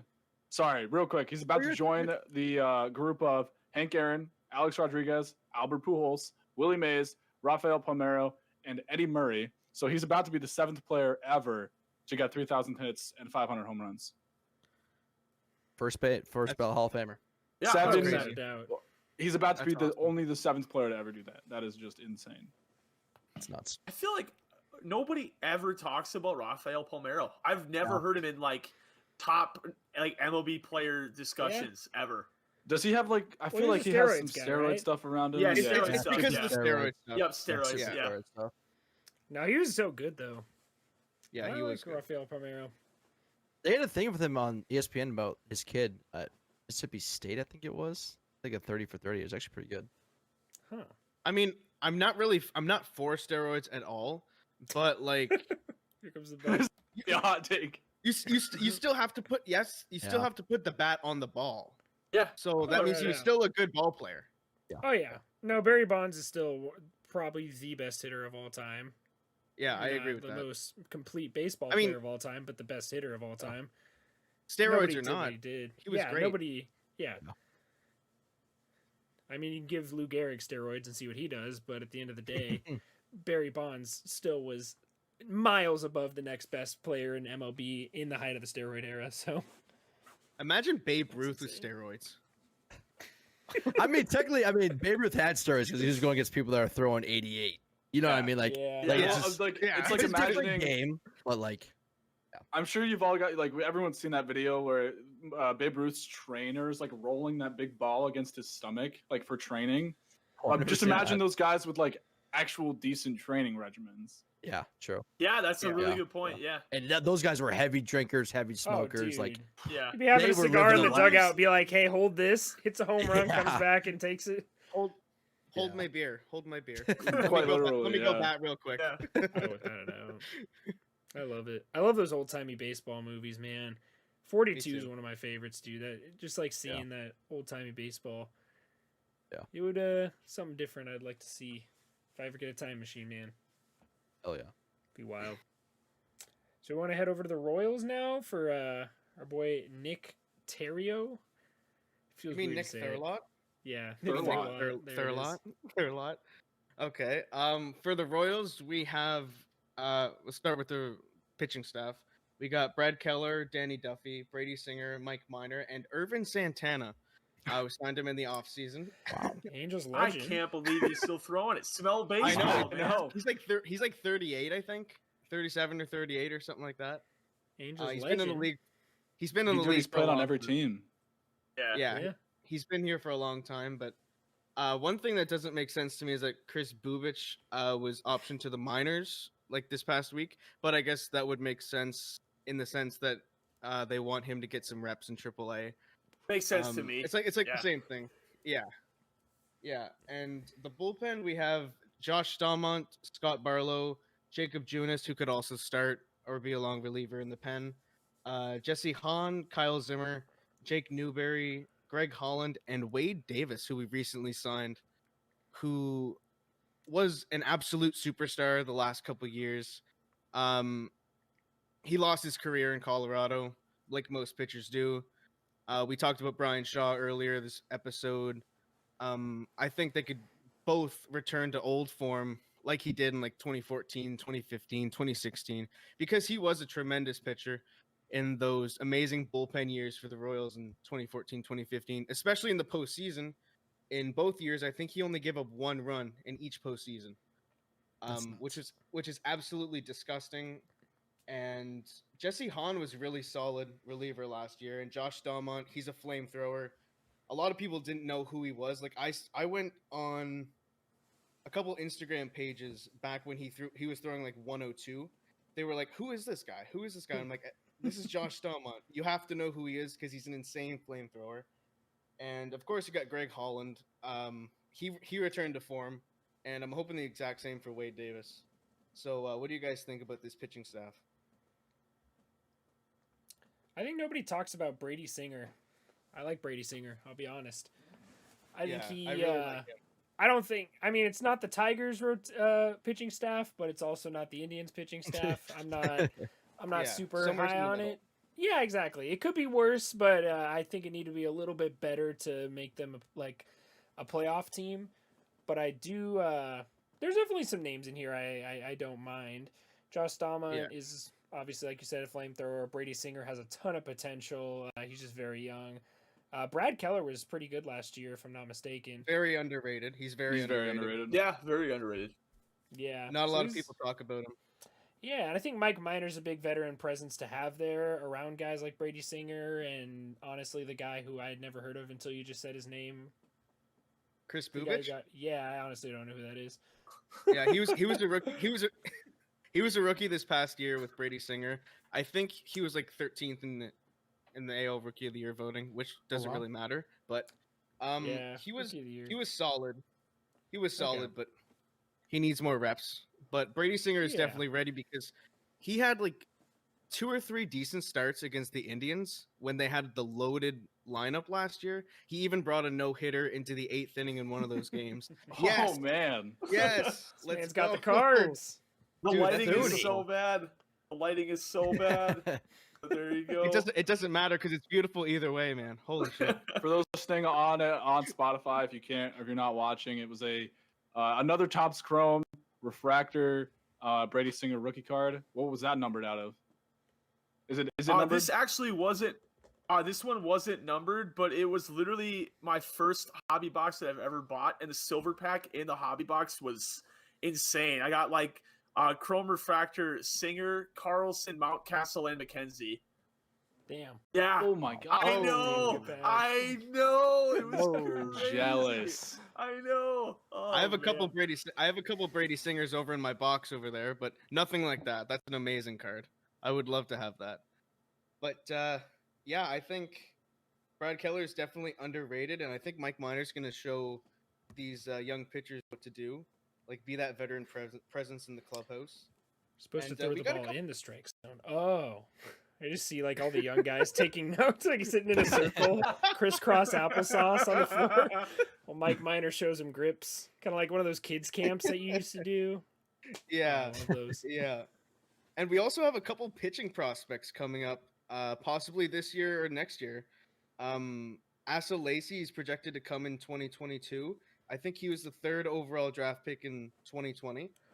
Who else do we have? We have Jackson Kowar, and That's the only Daniel one I Lynch. know. And Yeah. Daniel Lynch. Yeah. Like, I'm really excited for this future. They're probably going to have to trade away. I think they'll probably trade away Chris Bubich to keep Brad Keller. And Danny Duffy's probably going to go somewhere else. And Mike Minor's most likely going to re-sign somewhere else. But They're I think, really good. Sorry, I didn't mean to cut you I think the future of the Royals pitching rotation is going to be really good. Yeah, I don't know. It I might think not they're. look that way now. But Yeah, I don't know. They'd be a good candidate to sign still unemployed Shane Green. I would love them to sign would Shane Green, but I think we need a lefty because we don't have any lefties in the bullpen right now. Yeah, their bullpen is in rough shape. Yeah, there's no like we Yeah. have a lot of good righties, but we have no lefties in the bullpen at all. That's a good point. That's kind of the Twins' problem That's- too. I'll talk about that when the Twins pop up. That's Yeah, the only that's that's kinda the only interesting. issue I have with this team overall. It's a Is there lefty anybody lack. besides Mike Minor and the entire pitching staff that's left-handed? Danny Duffy's a lefty too. Dane Duffy's lefty. Isn't I thought Bubich was a lefty too. He is a lefty too. Yeah. Why would they option their? Whatever. I don't know. Your They should have one just moved lefty. Bubich to the bullpen Yeah, that'd be so perfect. he can get some experience at the major league level without having to start. But that's what I thought they should have done. But I mean, I don't know. I'm kind of scared. I'm kind of scared for that. That's the only reason. I mean, in a perfect world, I think the Royals ceiling is 3rd place. In a perfect world, if everything goes right, and I mean, like a team like the Twins or the Indians would have to just like have the worst season ever for that to happen. But there is more than It's a 1% baseball. chance of the Royals being 3rd place in this division. Yeah, that's 'Cause- that's what makes me more excited for this year because we have a lot more potential with the young guys coming up and Their potential Um, definitely comes from their offense that we'll talk about, not necessarily their pitching. Yeah, their lineup's actually Yeah. pretty Yeah. good. This Their pitching line- staff would be a lot better if it was still 2016 with like Yeah. Greg Holland and Wade Davis and Danny Duffy. I feel like we've been saying Danny Duffy is going to get traded for 8 years now, and he's still a Royal. yeah, But we've been waiting for it, but it just hasn't happened yet. I mean, hopefully this year it happens. We get some picks or something like that, or prospects, whatever. I would take it. I would take because we're always looking for pitching prospects. The last couple of years, I think we've drafted like 40 some pitchers, not many hitters. We like pitching, so. And Nolan, you mentioned you always mention that bullpens are make or break for postseason teams, and Mhm. I think that the Royals do have like one of the better bullpens in the MLB. Not the best, obviously, but like top 15.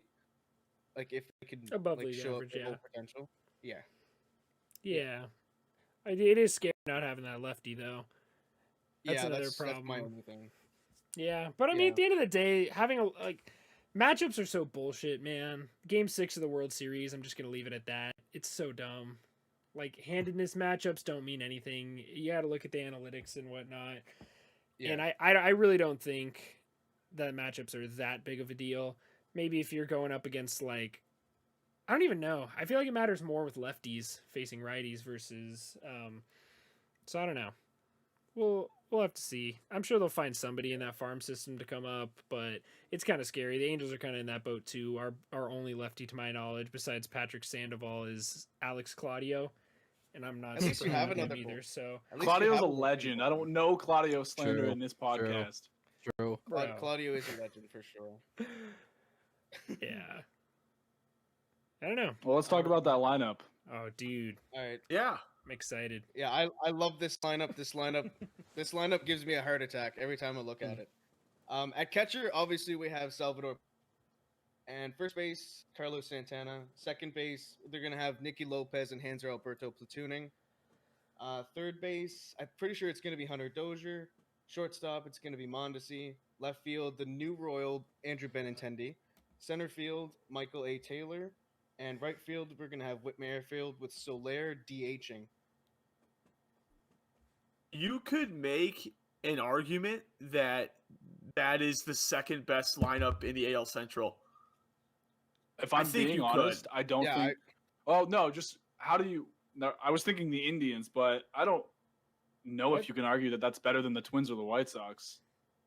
Not the White Sox. Not the White Sox. Not the White Sox, but there's some talking points that I'll get to on the Twins, and injuries is a big part of it too, and like how healthy people are and everything. But Hunter Dozier's been impressive. Salvador Perez is obviously fantastic. I love watching him play so much. Soler at DH would be awesome. I think Benintendi on, not because the Royals aren't a playoff team like the Red Sox weren't a playoff team, but new place, maybe Benintendi loves it in KC. I'm not really sure. Like, we know Mondesi for MLB The Show, but I don't think he's been all that impressive in real life. I haven't really looked at very Mondesi. stretches. Yeah, very streaky. He's streaky. He's streaky. He's got, like, he's still young. He's 25. He still has a lot of potential to like put it all together. It's just a matter of when that's gonna happen. I definitely agree with Benintendi. I can see Benintendi's season going one of two ways. Like, he's pissed that he got traded, hates Kansas City, wants to be on a contender, just phones it in. But most professional athletes aren't like that, so I definitely expect him to probably bounce back and be that player that we remember him. Because I think Benintendi is also still really young. He came out really young. Yeah, 26. Yeah. So there's still time for him. I definitely think he's going to be a really good piece for them. Yeah, Is he fast? I think the same. Is Benintendi fast? Let me check. All I know is that in MLB The Show, he has a speed of like 50, in between 50 and 60. Because I feel like, I don't know. When I think of the Royals ballpark, I feel like there's a lot of room to get extra base hits in, and it's not an amazing place to hit a ton of home runs. So I feel like he's a big extra base hits guy and less of a, raw power guy. So I think he could really thrive in that environment, high batting average, high OBP. And that's kind of what they need. That's what they were lacking in last year. I don't have the stats in front of me, but I remember when we were doing our first episodes on the going over the moves and stuff when they added Carlos Santana. One of the things they were lacking in last year was on base percentage. They just weren't getting on base. They had the power there with Soler. They have the speed guys with Alberto Mondesi. They just don't have guys who are getting on base.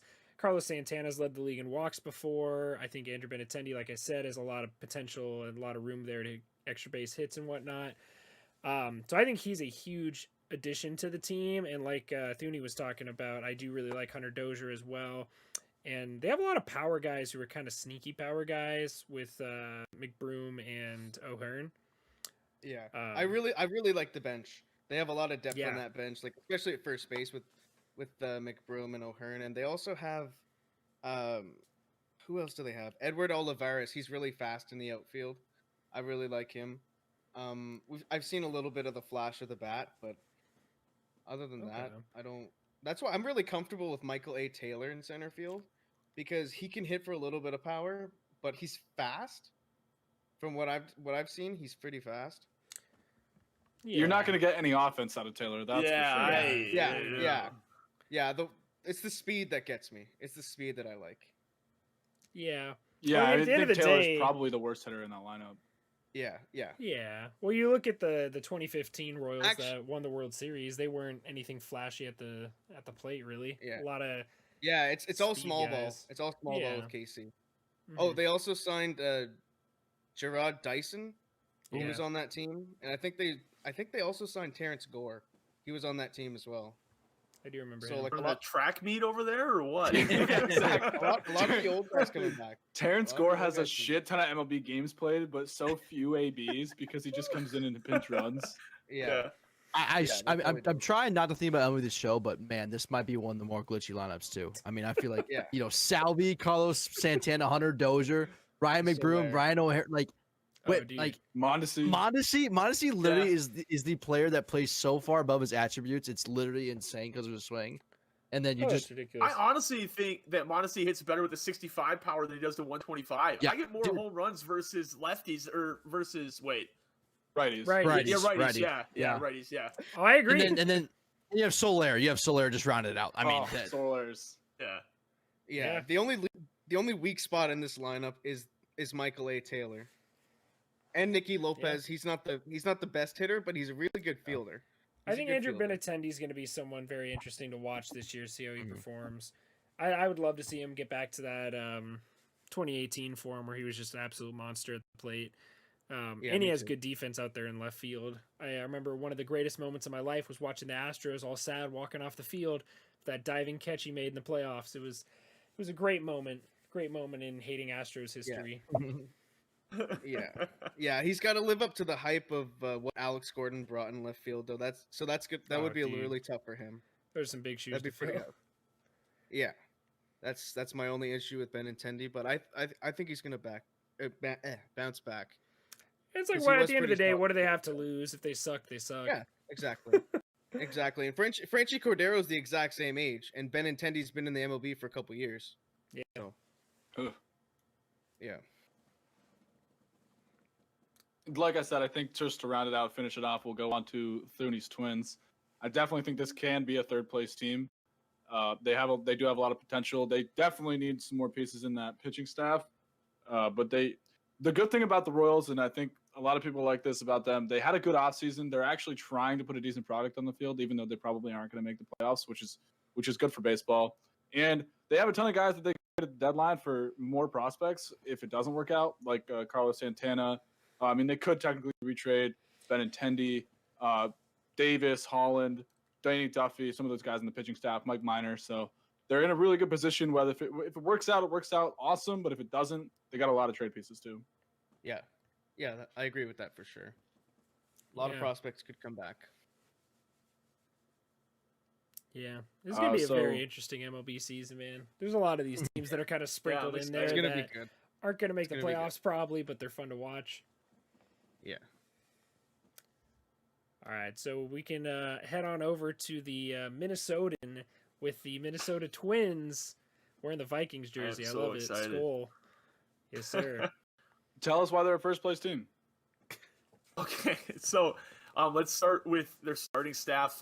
This is super awesome. I was wondering if they were to do this. Barrios has been our opening day starter forever, and Kenta Maeda has just clearly proven that he's the best starter on the team. He gets the opening day nod for the Twins. He completely unbiased, I think, based on the season he had last year. I think he could make a run at the AL Cy Young this year as well. So he's the number one. Jose Barrios, who I hear it every year, is an AL Cy Young candidate. No, he is not. He falls off. The training wheels fall off in July and August, and he becomes a horrible pitcher. He's our number two, but he'll be great in April. Our number three is Big Michael Pineda, who I am really excited to watch. He was formerly a New York Yankee, and he's had mixed success here in Minnesota. He's had steroid stuff going on too, but I think Big Mike is someone that a lot of Twins fans are excited to watch. I'm excited to watch him too. And then the bottom of the rotation is where the excitement completely dwindles away, and we have no idea what's going to happen because we have Jay Happ, we have Randy Dobnik, and we have Lewis Thorpe. That number 4 and number 5 spot is basically like if you went to your local like college and watched some guys pitch. It's kind of like nobody here has explosive stuff. Nobody here is a real big innings eater. Jay Happ is healthy. and he's moderately like the sabermetrics say if Hap doesn't see a lineup 3 times through, he's okay. So hopefully he doesn't see a lineup 3 times through. Randy Dobnik has been throwing good sliders in spring training, but I don't want people to get excited over spring training because they're facing like minor leaguers most of the time.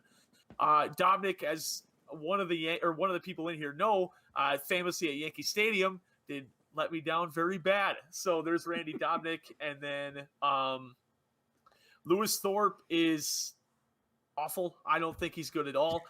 Going over to the bullpen, you have Taylor Rogers, who I think is one of the better relievers in baseball. Alex Colomé pickup from the White Sox. Tyler Duffy, criminally slept on reliever. Hansel Robles, NMR is so thankful he's not in LA anymore.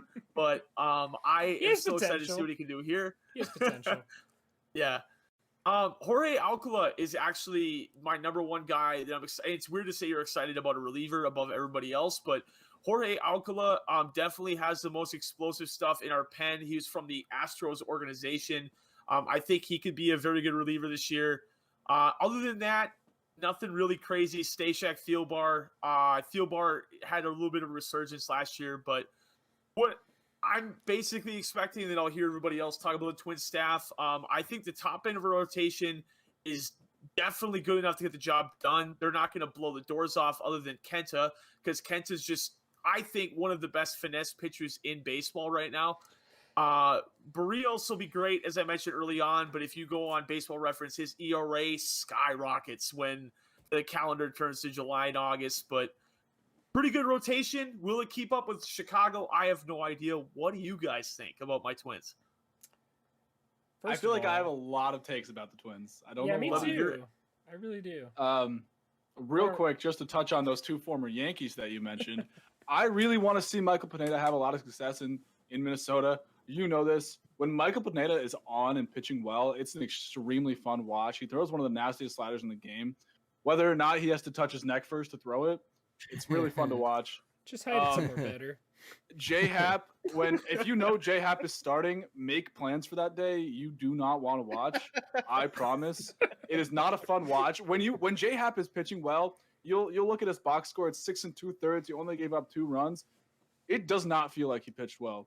When he pitches well, it feels like he threw an absolute just dog shit start. So you don't want to watch him pitch, I promise. But I will say he grew the beard. He's got the gray beard going on. It's definitely a look. Maybe he can throw 94 again for the first time in 6 years. So maybe he finds a little bit of resurgence. But I do think the bullpen's pretty good, and the top part of the rotation is good. But I will say, and if people listening to this remember from our very first episodes, I picked Kenta Maeda as my overrated guy for the Twins. And I only say that based on the offenses that Maeda threw against. Because most of the offenses that he pitched against, I think he pitched against maybe 1 above average OPS plus team last year. I bring this up all the time. I'm sure people are sick of hearing it, but that's why he was my pick. Because now he's going to have to face the AL West and the AL East with much better lineups. He might regress a little bit. Yeah, I did have a question. Is Colomé the closer? No. Well, so what Rocco Baldelli and Wes Johnson started doing a little bit last year is we're not going to have a closer. They're going full blown, whatever the sabermetrics say on the 9th inning, like with matchups, that's who they're going with. Because Taylor Rogers used to hold that role. Tyler Duffy's been in that role at some point. Alcala saw some time there last year. They're going to be going with whatever the stats say. I was going to say, it looks like you have like 4 potential closers. Honestly, I didn't think your bullpen was this good. It's a lot better than I anticipated. I might be. Tyler Duffy is one of the best relievers that you do not know the name of in baseball. He's so good. Mm-hmm. No, I see him. So do you think that? Do you think that real quick? Like, are the Twins? How badly are the Twins going to miss Trevor May? Not much. Well, so they picked up Colomé, and to be completely honest, and it's weird because I'm on a stream team with Trevor May, so I should be 100% for Trevor May all the time. But I mean, he's a good right-hand reliever. He's not a great right-handed reliever. He was showing signs in 2019. His K per nines were the highest that it's ever been in his career. 2020 was obviously a short year. I think he's going to do great in New York. I don't think he's missed tremendously in Minnesota because we would have had to pay him so much that we might not have been able to go after Simmons. We might not have been able to sign some of the other guys in the bullpen that we ended up getting. I don't like that he left, but I don't think he's going to be missed sorely. I do wish him the best in New York, though. I think the Mets got a great reliever. Yeah, it's exciting. Mets needed him more than the Twins did. Yeah, exactly. Yep. And to flip the coin, the Twins needed Kenta Maeda more than the Dodgers needed him because he was a fifth guy in the rotation, long reliever for the Dodgers. Now he comes to Minnesota. He's our number one guy. So it's funny to look at how different teams work. Yeah, that's what's so frustrating about the Dodgers because you see a guy like Dustin May or Julio Urias or even Tony Gonsolin could go leave that team and be such a stud and a guy that teams rely on. But honestly, they're probably not even get enough innings to be in the Cy Young conversation because they're stuck behind some of the best pitchers in baseball. They don't have a chance to prove that they could be one of the best pitchers in baseball. Like Kenta Maeda was a relief pitcher in the playoffs for the Dodgers because they're so good. Yeah. And he just goes to, he's in the Cy Young conversation. If Shane Bieber wasn't Jesus Christ last year, he would have legitimately had a chance to win it. And the Dodgers frustrate the hell out of me with how good they are. But yeah, I'm pretty high on Kenta Maeda. I don't think facing those weak lineups was that bad. I think the pitching in the AL Central was very, very good. In the AL Central and the NL Central was very good last year. You obviously had the Cy Young Award winner in Trevor Bauer. You had Luis Castillo's very good. Sonny Gray's very good. They weren't facing bad. They were facing like subpar lineups, but I think it also had to do with the pitching that they were facing. Because even a good hitting team like the White Sox wasn't performing up to standards against these pitching matchups. So I'm still pretty high on Kenta Maeda. I think he definitely could be in the Cy Young conversation. I don't have him winning it. Like I said, I think Lucas Giolito's a little bit higher than him, but definitely a lockdown ace, and I'm, like you said, glad he's getting the opening day start there.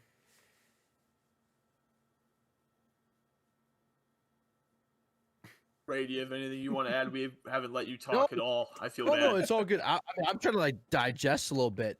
Jose Barrios, I really like. I mean, that dude, whatever his sliders, curveball, slurve, hell you want to call it, that thing is disgusting, man. Like it is. Yeah. If he could just figure it out, like he could be a top end. I mean, he has the stuff, right? I mean, he has the stuff. It just so this is a report that came out last year. So the math has said that batters are really picking up the trajectory of his slurve. Like they've seen it for a couple years now. They know that where it's going to end up breaking. So his slurve is a lot higher BABIP against that pitch specifically than any of his other pitches. And what he was working on more was his changeup last year. He supposedly was ready to throw a 12-6 curveball along with his slurve last year. He didn't throw it once. He has thrown it a couple times in spring, but I just don't think he has the confidence in that pitch right now. But, man, I mean, if he added another legitimate breaking ball that arcs 12-6 with a slurve that cuts horizontally as sharp as anybody else's in baseball, and the fact that he touched 97 on his fastball in spring training, there's reasons to be excited about Barrios. It's just the question every single year is, could he do it for a full 162?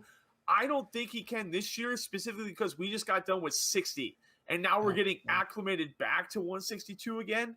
So I think, like, we're all high on a lot of pitchers. I think, in general, pitching is going to be tough this year. I think we're going to see a lot of guys who we think are really good get to June or July and be like, oh, my God, like, I forgot what throwing, like, 15, 20 starts felt like. And then it'll be 25, and then it'll be upper, like, not 30, but near 30. And that's one of the things I'm excited to look at this year. Yeah, I think, I mean, and Barrios is relatively young. I mean, what, he's 27, I think, or 26? 26, I think. So, I mean, he's like, I mean, that's the prime. I mean, that's the technically, you know, the prime of people's career. So, I hope that he does well. I mean, he was very talented as well coming up. So, hope that he, gets it more figured out. So, I have gone this entire episode and not talked about Baseball Savant one time. So, I'm going to change that.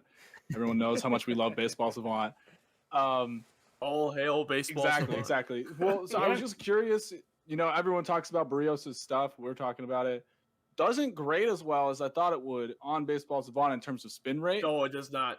Like 26th percentile in spin rate, 68th percentile in fastball velocity is decent. But even his curve, we're talking about how disgusting it is. And it is it's fun to watch, but 31st percentile in curve spin, really not as high as I thought it was going to be.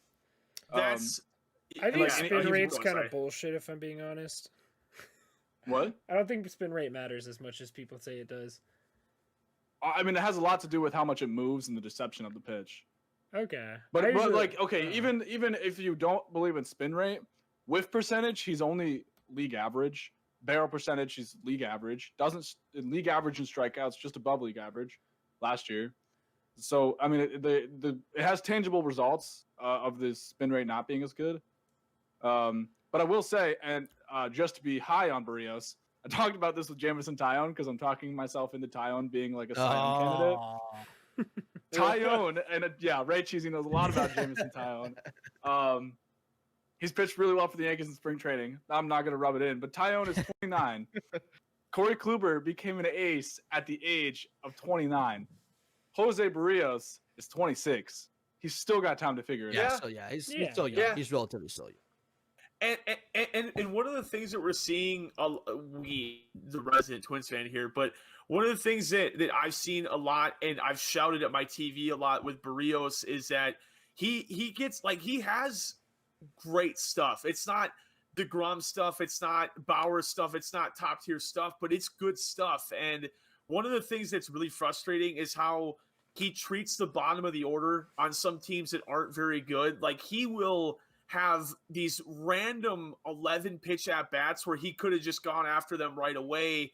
Like, he nitpicks a lot and it hurts his pitch count, which then you get to the third or fourth inning, he's already in the 50s or 60s. Like, you have to just trust your stuff at some point, and at least early on, try and go after guys and adjust accordingly. But that was Odorizzi's out of Minnesota now, but that was an issue Odorizzi had, was that his pitch count after the first inning was like 21 pitches every time. And it was just like, well, have fun going 3 1/3. Like, I don't know how much further he'll go today. Your boy J Hap's going to do the same thing. I hate to break it to you. Yeah, I am looking more in depth onto Barrios' stat line with his pitches. It did say 2019 his primary pitch was his fastball, and his fastballs always sucked from the stats at least. But in 2020, his curveball, he threw more than any pitch by a long shot. He threw 325 curveballs compared to 286 fastballs. So his put away percentage on it was 26.9%. So he's throwing it for strikeouts a lot, and the whiff percentage was 34.5. So obviously it could be a lot better, but it was by far his best pitch. His changeup's also pretty damn good, but yeah, his fastballs were just getting absolutely shit on. 691 or 780 slugging percentage. Against. Damn. Yeah, that's bad. but like looking at starting pitchers, there's elite starting pitchers. There's like all-star caliber starting pitchers. There's like the middle of the road guys. And the issue in Minnesota for so long is that we've had Barrios as our ace, when in reality, on a lot of other clubs, Barrios is maybe a 2, but probably a 3 or 4. Like, he just has, like, his career, like, ERA is such a fossil stat, I know, but his career ERA is above, like, 4.17. He's never had a season where it's been below 4. He had a 3.84, I think, one season, but he's never had, like, that explosive season. He's just had stretches where it looks like it's working. Will it work this year? I hope so. You mentioned about the prime years of Kluber. Could we be entering the prime of Barrios? As a Twins fan, I hope we are. Bro, that is literally, you just described Andrew Haney on the Angels. Super stud prospect. Looks like he's going to be amazing. Is this the year he's going to do it? He could be our ace. He could be great. And then 4 ERA. That's literally the same guy. You mentioned ERA, and I just immediately went to ERA plus, just because it's a little bit more of a sabermetric stat. It's park adjusted and everything. So his career ERA plus, he's been above average every year, but barely. 109 last year. So his career ERA plus is at 105. So you're right. I mean, it's kind of, he's just an average guy. He's a 3-4 starter. Yep. I mean, are you in favor of, like, them just, like you said, he falls off July, August, especially this year? Should they, like, skip a lot of his starts, and then as one of my lights goes out, like, should they push him back a lot? Maybe don't really start to get him going until May, June? That seems like, like the way it would work. Well, so the plan the Twins have in place, and I could talk about Twins forever, so I will segue mid-comment here into the lineup. If anybody has any other comments on the staff, you can get them in. Just jump in and I'll stop. But the Twins are planning, at least to start, implementing a 6-man rotation. So that will take days off of Barrios. That will give more opportunities for maybe Alcala to get in the rotation a bit. Because the Twins were experimenting with openers last year too. Rocco Baldelli and Wes Johnson are very Tampa Bay Rays-ish, and they're trying to start implementing those new wave ideas into how you bring out pitchers, how many innings people go. And I think 6-man rotation is just the beginning of, like, 2 years from now, I could see the Twins being a very, not like stats-wise and player-wise, but ideology-wise, similar to what Tampa has going on with their staff. And with that, because we'll talk forever if you guys don't cut me off, I will move over to the starting lineup, which I am very high on, except for a couple people. I'll talk about them in a second.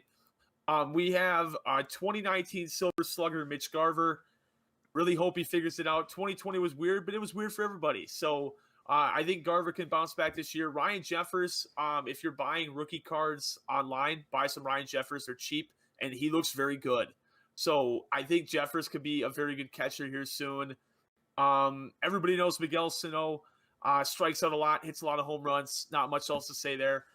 Brent Rooker looked fantastic last year. He got hurt, but he's most likely to be our starting left fielder come opening day. So Brent Rooker looked very good. Second base is Jorge Polanco, and he was a 2019 All-Star who was playing with bone spurs and about 18 different injuries last year. So I'm not choosing to dig too much into what happened with him last year, but I think he's a very above average offensive middle infielder. The defense sucks, but now the defense is at second and not at short, so that's great. Third base, bringer of range, Josh Donaldson. He's growing his mohawk out that he grew out on his MVP year, so I am very excited. Yeah. Our shortstop is Simba. We have defense at short. Thank God. We won't have the bat, though. He'll be okay. But it's definitely an upgrade over Polanco. I think in a position like that, where shortstop is one of the most important defensive positions on the team outside of center field, and funny enough, now we just have two studs of those positions. I think Simmons is going to be a fun player to watch. I'm not sure if we sign up long-term. I think this might just be a one-year thing waiting for, well, I guess Royce Lewis got hurt, so never mind on the 1 year. It might be a couple-year thing. I'm not sure. But going to the outfield, I think Brent Rooker will be out there. Jake Cave could be there too. For those at home who don't know what Jake Cave is, think of just a random left-handed bench bat that isn't that impressive, but is okay. Enter Jake Cave. Center field. That's former Yankee legend Jake Cave. Former Yankee legend Jake Cave. We will have no Jake Cave slander. He is the White Sox killer. Like, he just destroys the White Sox. Is. He loves Chicago. Yeah. And he also has the best beard in baseball, I think. I think if you're looking at grooming tips on your beard, you should go look at some Jake Cave highlights and maybe take a screenshot. Let me hit him up real quick. I need some. We all need to check that out. His not that I'm like a giant Jake Cave beard mind, but he had a little bit more of the salt and pepper in 2019. 2019 Jake Cave could have been like GQ Man of the Year. It was a good looking dude. He could hit the ball too. He'll be bouncing in left field as well. Kyle Garlick had a great spring. I'm not putting a ton of stock into it because it's spring training, but if he wows in the actual season, that'll be great. The number one gigantic biggest question on this team is in center field. We all know who he is, Byron Buxton. He recently chipped his tooth eating steak, which is the most Byron Buxton injury I've ever heard. He put on some more weight this offseason, and he's definitely shown it. He's had a really good bat, and he's been great in the outfield. I think if he stays healthy, theme of every team ever, right? I think if he stays healthy, he's an MVP candidate, like Aaron Judge is for the Yankees if he stays healthy. But Byron Buxton in center, Max Kepler in right, who was signed to extension early on, and he has regressed a little bit at the plate. It's really weird. Like 1 year he'll destroy lefties, in 1 year he can't hit them at all. And last year he even struggled versus righties a little bit, but we still love Kepler here. Will he be the long-term answer in right? I don't know. I'm really hoping he bounces back. And then your DH is DH Nelson Cruz. I don't really know what else to say, man. He's father time. He's just, man. I don't even think the age is going to matter. I think the Twins literally, when we signed Nelson Cruz, we built a nap room so that he could go sleep whenever he wanted to, like getting ready for the game, or even if he wanted to lay down in between bats. I don't know if he does that, but he mashes the ball. That's what he does. And it's very good to have our boomstick back at DH, but will the team hit in October? Probably not. Will I get my heart broken? Probably. So let's hear what everybody else has to say about the Minnesota Twins lineup here. Damn. Well, I'm curious. Who are the two? You said there were two guys you weren't so high on. Oh, yeah. So I am a little nervous on Luis Arraez. I know that he's got a really good approach to the plate, but it's just like there's no power there. It's kind of like what Nick Madrigal has going on in Chicago. I'm just not a fan of like guys with no power. Like Arraez, if you played a full 162, might hit 4 home runs. He's got a tremendous approach to the plate. He's a super electric player. But when you don't hit for power and we're so heavy on shifts as we are in baseball, they can play that pretty well. And we saw that in 2020. A lot of his flares that he dropped in 2019 were not falling last year. Will he adjust to it this year? I don't know. I don't really think so. I hope he proves me wrong. The other guy that I'm not super high on is, I kind of talked about it, Max Kepler. I love the guy. Like, if you don't know the Minnesota Twins subreddit, there is a cult-like following to worshiping Max Kepler. He is idolized and pedestalized here. German engineering BMW, Max Kepler. He hasn't performed very well lately. I hope he does, but Arraez and Kepler are my two guys I'm not very high on.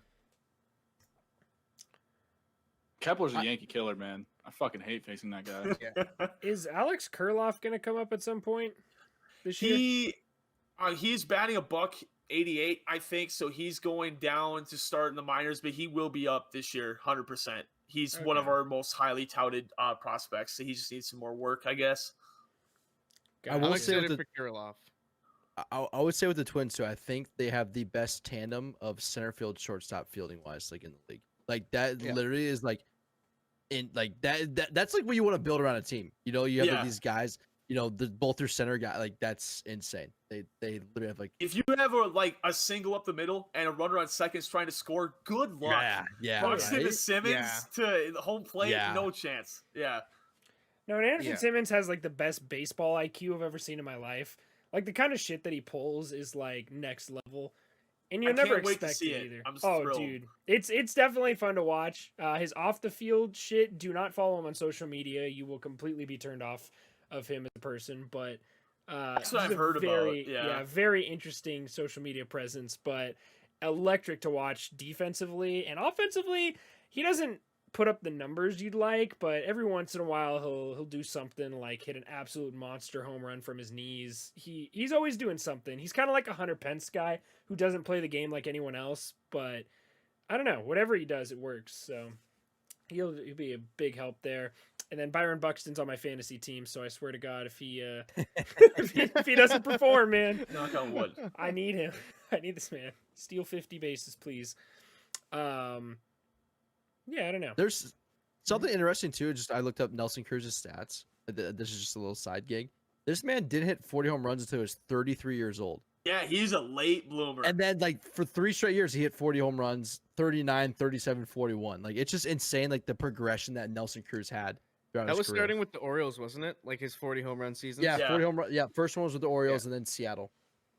Legend has it, Nelson Cruz and Tony La Russa born on the same day. Oh. Same with Justin Verlander. Oh, jeez. No, that's crazy. Yeah, I don't know. Jose Bautista had the same kind of thing. He was absolutely garbage until he was I think he was a little younger though, like 27, 28. And then he just absolutely blew up. But he was a nobody. Edwin Carson, he was more. I mean, I think he was more of a somebody, but he was kind of the same thing. You know, really, really late. Yeah. They both didn't blossom until they hit Toronto. Yeah. Yeah. Blue Jays got something there, and then they killed Troy Tulowitzki. So I'm not sure if jeez.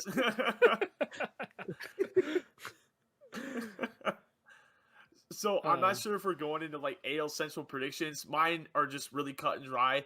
If Buxton and Donaldson don't stay healthy, the White Sox win the division. If Donaldson and Buxton stay healthy, I think the Twins win the division. I think it very likely comes down to those two guys.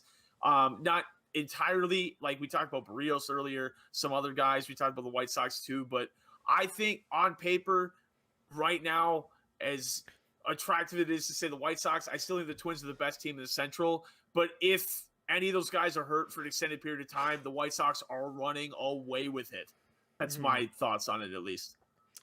I feel like the Twins aren't as deep as the White Sox, in my opinion, especially offensively, where I feel like, I don't know. I feel like the White Sox have more room for error than the Twins do.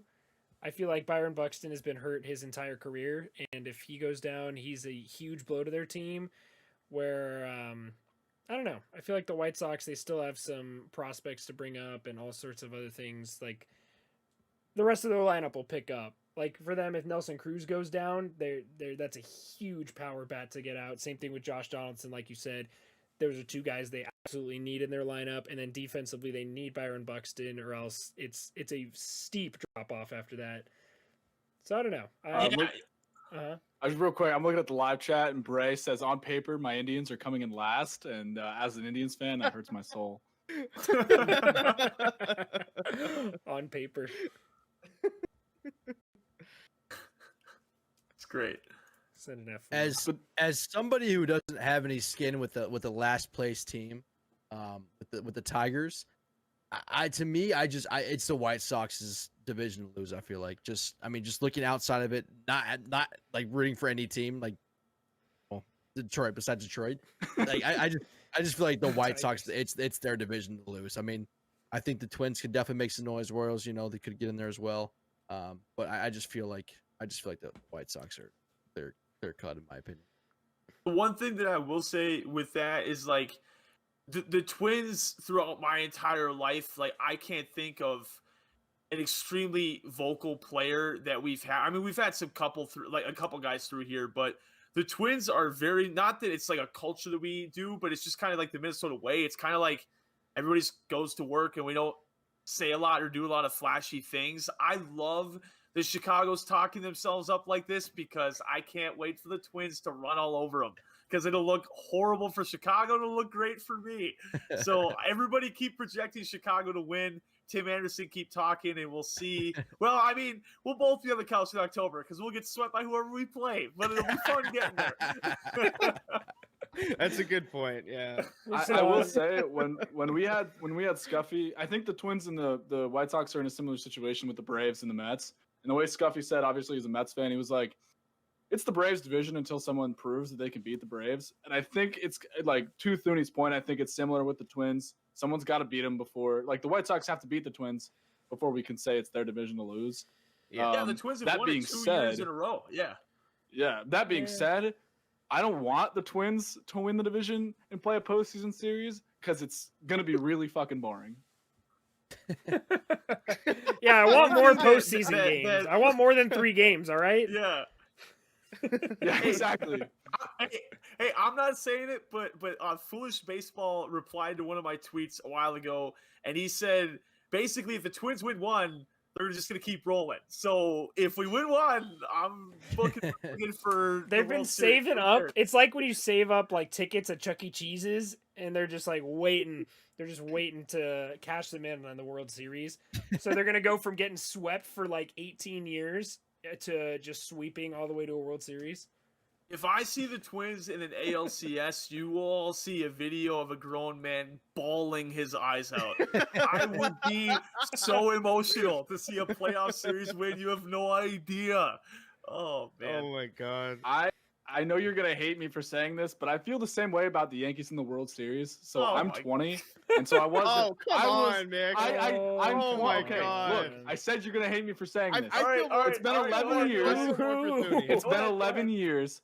I was 9 years old the last time the Yankees were in a World Series. I've watched like through 2013 to 2016. Those were the worst Yankee teams of the past like 25, 30 years, pretty easily.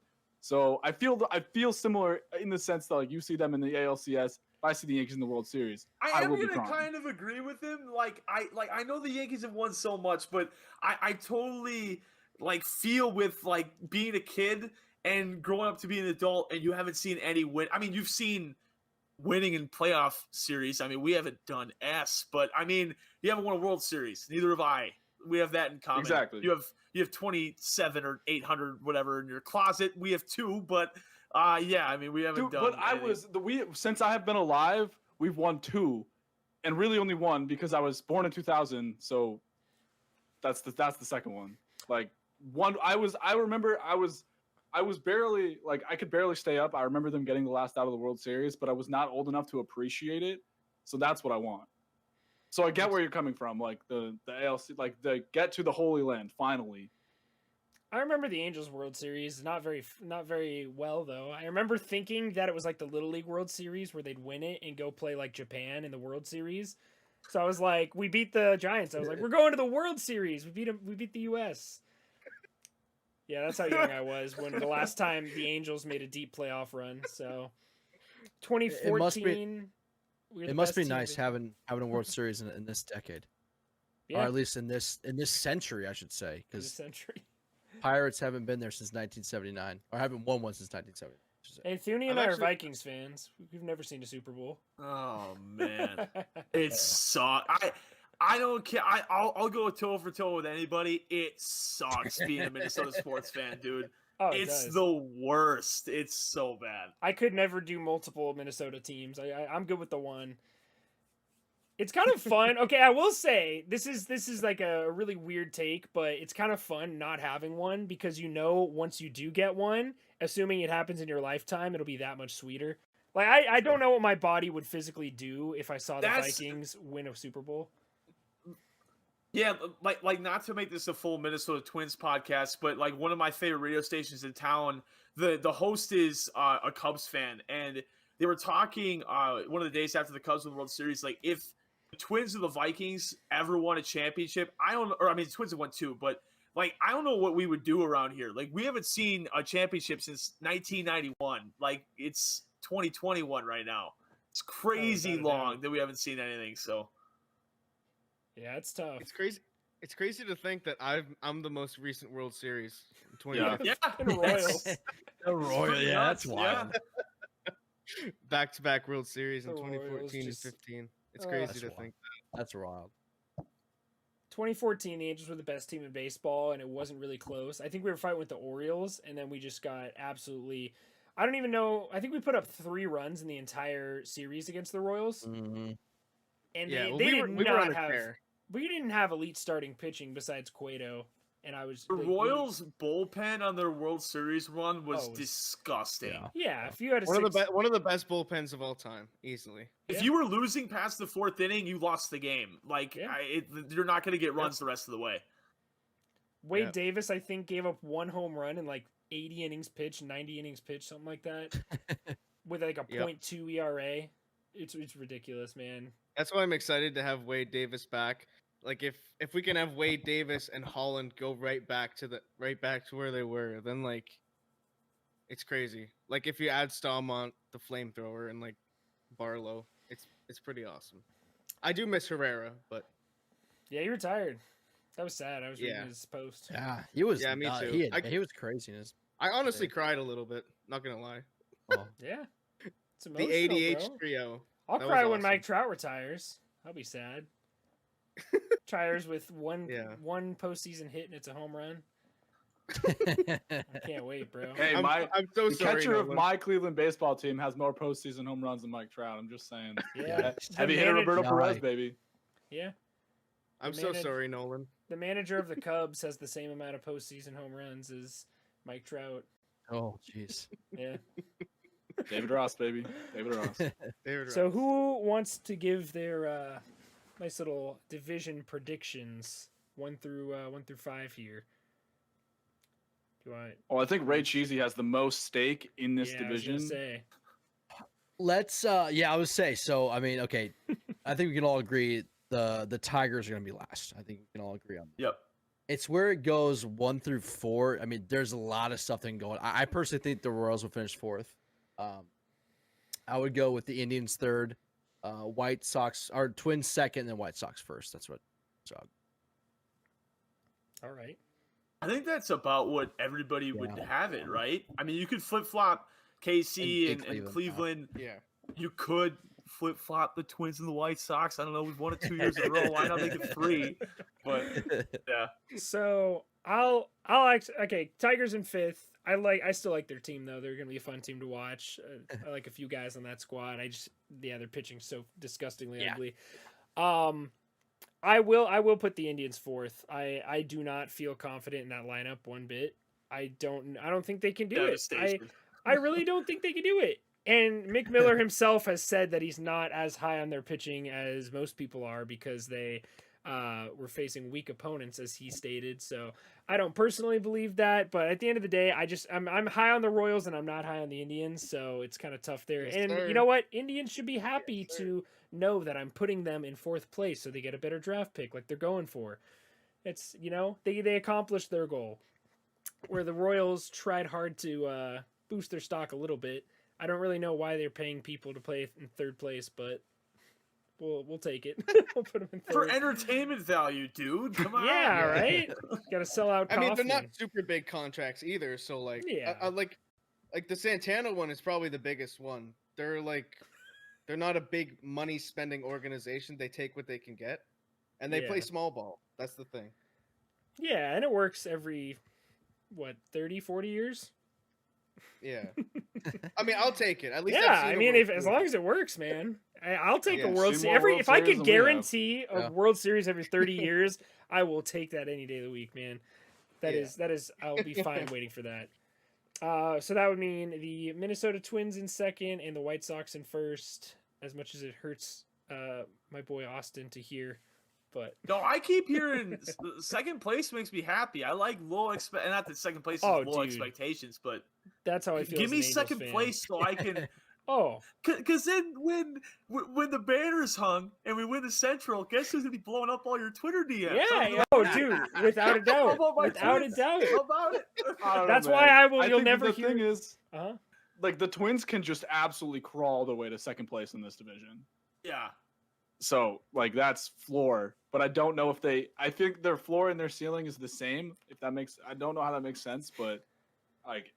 I just can't wait to watch their series versus Chicago. It's going to be must watch for a lot of people around baseball. It'll be must watch, especially if you get the top 3 like Giolito, Keuchel, and Lance Lynn. I don't know if Lance Lynn is their 3 that it might change throughout the year with Dylan Cease looking good, and then you get Kenta, Barrios, and Big Mike. I think that would be a hell of a 3-game series for even a casual fan to tune into. I agree. Oh, dude, without a doubt. My Angels have to start the season against the White Sox, and I'm going to be depressed that first week after we get swept. We get to start against the Rangers. I'm excited. 3-0. Exactly. Oh, man. I did just realize that the Blue Jays play in Florida, and I didn't put 2 and 2 together that the Angels are going to be here the 2nd week of April. So I get to go to an Angels game, and I'm getting vaccinated tomorrow, so I can confidently go to an Angels game. Oh, hey, there you go. I'll see you down there, dude. Yeah, right, man. Just cruise out. Break down the border. I can't wait, man. Can't wait. So yeah, that's my predictions. I think it's a little hot take to put the Indians in 4th. I like to spice things up a bit. I like it. I can go next just because I have such a big stake in this division as a Cleveland baseball team fan. I kind of agree with exactly what Ray said. I know that's the popular pick, and so it's Tigers. I just think the Indians are going to pitch their way to 3rd place. As much as the front office of the Indians doesn't want that to happen, so I got Tigers, Royals, Indians, and I know I said that it's the White Sox have to prove that they can beat the Twins, but I just don't see, like you said, if Buxton or Donaldson goes down, it's doomsday for the Twins. So I got to put Twins 2nd, White Sox 1st, and I say that wanting a postseason series with the White Sox because they might have a chance to win, unlike the Twins. Oof. Ouch. You know, the best thing is it doesn't even, like, a couple years ago, I would have been clawing through the camera to go fight on the other side. But now, I mean, we suck. I know. It's all right. No, see, like, if I'm the Yankees, like, if the Yankees have to play the AL Central winner in the postseason, then I want it to be the Twins because they can book it to the next round. But, like... After that, you might have to actually play a baseball. I'm gonna watch Aroldis Chapman blow the season for us again, so that'll be fun. I can book it. It's fun to watch, man. It's must see. It gets clicks, man. It gets clicks. It's must see content. There's something you can just guarantee every year. It's the Twins getting swept, Aroldis Chapman giving up a big time home run, whether or not it loses the game or not. Yeah. I also have to put a disclaimer out. If the Twins win a playoff game, excuse my barrage of texts saying that we're going to the World Series because I'm gonna be on cloud 9, dude.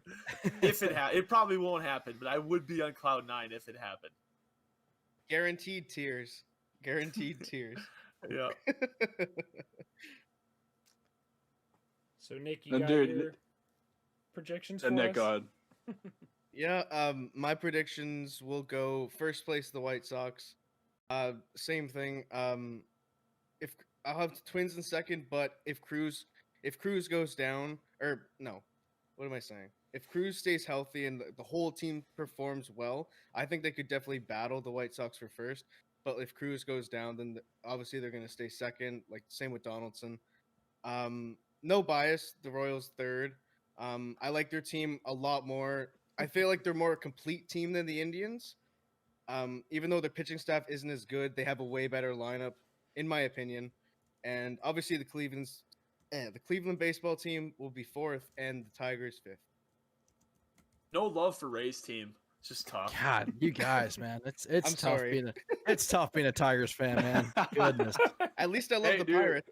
I will Yes. say I want like Tarek Skubal and Casey Mize to shove. I want them to be really Yeah. good. Me too. I have Casey. I have like 800 Casey Mize rookie cards. So let's get Casey Mize going. All right. So Thuuuuney, tell us how the Twins are a first place team. Sell us. Oh, well, so I think on paper, if we went through each position, the Twins have a better catcher, whether it's Jeffers or Garver. I think that they're better at the catching position. First base is leaning towards Chicago, obviously with Jose Abreu. Sano, I have no idea what we're getting with Sano. He's shown signs that he could be. This is sounding crazy, but I mean, I would be excited about a 260 average because that probably means that he's putting up near 40 home runs, if not more, good RBIs, and he's had a good batting average with runners to scoring position in his career. So advantage White Sox with first base, advantage Twins at second. I think Nick Polanco is significantly better than Nick Madrigal for the reasons I talked about with the rise. I don't think low contact guys have a long or like a high ceiling in Major League Baseball as it plays right now because of the shifts that are employed. It's really easy to play guys that don't have a ton of power. Shortstop, obviously Tim Anderson offensively better than Simmons. Simmons better defensively. Overall, Anderson has the edge over there. But then third base, I think even though Moncada is an element of the show legend, and even though Moncada's shown really good signs in his career that he can be a legitimate third baseman, I don't think COVID's an issue anymore. I hope not, at least, but I still think Donaldson, regardless of all that, is better than Moncada is. And then you head out to the outfield. Eloy is better than it's basically like going through every position. It's like back and forth. I will die on this hill though. If Robert and Buxton play the exact number of games, Buxton will be the better center fielder than him. I guarantee he will be. And then heading into right field, that's kind of a revolving door. Not really for the Twins, but all right. Overall, I think if you're looking at both lineups, I think they're both fantastic. If on paper we're saying both of them played tomorrow and they're both 100% healthy, I think both are going to perform really well. I think Kenta Maeda showed that he could perform very well against Chicago last year, and Giolito is the ace of the White Sox staff, but he has not pitched well against the Twins. I just feel like really the only edge Chicago has is the bullpen. I think their lineup you can make arguments both ways. Their staff, I think you can make arguments. The argument changes if Cease looks good, if Kopech looks good, but those are kind of unknowns right now. We're kind of basing on what we know heading into the season. And I think the Twins have the edge in everything but the bullpen. But this is the beauty of talking on March 23rd and not June 23rd. This could be a completely different conversation once we've seen these guys play. But as it stands right now, I think the Twins are the better team. Did you just say that Mitch Garver's better than Yasmani Grandal? 100%. No. 100%. No. Why? Where? How? No. 100%. I think if I'm being honest, I think you did a pretty good job of hiding your bias, except for catcher and first base, because Yasmani is definitely better than Garver, and Abreu is miles better than Sano, just because he's more consistent. He said Abreu was better. No, he was fine. He did. He said it like I'm going to be honest. The whole time I was just thinking I- about Yasmani. I couldn't get off my mind. I was like, yeah, Buxton, whatever. Yasmani. So Home what's runs, RBIs, OPS, slugging. What do you want to take a bet on? I guarantee Garver will be better than Yasmani. just in 2019? Oh, in this year. Okay. Yeah, but he sucked last year. He was really, really bad, and Yasmani has the Christian track Yelich record. sucked last year. You're trying to tell me Christian Yelich is going to suck in 21? I mean, he had bad stretches, but he came back. Mitch Garver doesn't have a track record. He has a 2019 season, and then God knows what after that. I think Garver's better than Yasmani Grandal. I liked Garver going into last year, but I don't know. There's nothing that tells. Definitely not better than Yasmani Grandal, but I don't know. I don't even know if he's going to be a good catcher. I don't even know if it's a hot take to argue these two guys. They're not like elite. They're not top tier catchers in base. I don't think Grandal's a good catcher, but I don't think he's anywhere near the conversation of like Realmuto or some of those other guys like that. I was just about to ask you, do you think Garver is better than Realmuto? He's statistically the second best, best catcher in baseball. Yasmani Grandal. The best catcher in the AL Central's in Kansas City. So I mean, you have that going on right there. Maybe in 2015. Because I know Nolan is so disgustingly high on Yasmani Grandal, and Yasmani Grandal's had a good career. I'll give it to him. But I'm kind of with Thuuuuney. I'm not saying Garver's better than Grandal, but I'm not as high on Grandal as Nolan is, so I'm kind of with Thuuuuney on this one. Well, Mitch Garver's had a better season than Grandal's ever had. Yeah, so he's had one. It's just a track record thing. I feel like with Yasmani. Yeah. I mean, he's done it consistently for years. Yeah, we know Yasmani Grandal is going to be good. I'm not high on Mitch Garver one bit. I don't even know if I'd put him in the top 10 of catchers. His ceiling is in the top 5, top 3 of catchers, but his floor is like his ceiling 20th. is one of the best. His ceiling is one of the best offensive catchers in baseball. But I think he has a very low floor. Yeah, I think he has a very low floor. I think he could hit under 200 and honestly be platooning with Jeffers by the end of the year. But he could also be winning the Silver Slugger and be absolutely insane like he was in 2019. I just have a lot more confidence in Yasmani Grandal, and I don't think Mitch Garver's earned that title of being in. I think Yasmani Grandal is the second best catcher in baseball, defensively and offensively. When it comes down to it, he's the most well-rounded catcher besides JT Realmuto, and JT Realmuto obviously has the speed and a higher OPS and whatnot. But I don't know. I think the White Sox are going to miss James McCann. I think they're going to miss him a lot. That's one. I don't think that was a good move by Chicago at all to get rid of or let James McCann walk. And it was a great move by the Mets to pick him up. I'm not high on James McCann. I love him as a second. I love him as a second to Yasmani. He's perfect, but he's not a guy. He was too good as a backup catcher to stay as a backup catcher. I think that's why they didn't retain him. Because you're not going to pay your backup catcher however much the Mets are paying him. I can't even remember. Plus, the Mets would rather have James McCann than Wilson Ramos. True. Yeah. Yeah. Catcher's such a weird position in baseball. I do agree. It's going to be a very different conversation after this year. I'm very high on guys like Sean Murphy who haven't really showed out yet but have a lot of potential. I'm not sure how I feel about guys like Mitch Garver or Travis d'Arnaud who have had stretches of being good but haven't quite been that proven. So I think catcher's a very interesting position in baseball going into this year. I think Mitch Garver and Gary Sanchez are extremely similar players, right? Yeah, very low floor, very high ceiling. Not good defensively, tons of pop. I think because Garver's season in 2019 was so good, I feel like Twins fans are going to be in the same boat as Yankees fans are with Sanchez. And you know that he can carry a team when he's right, but is he going to be right enough to make him one? Because Gary Sanchez has the potential to be the best catcher in the American League, like by far, if he's right. But you don't see him being right enough. I think Garver has the potential to turn into the next Gary Sanchez. So that's why his floor is so low, but his ceiling is so high. I think Gary's floor is lower than Garver's, though.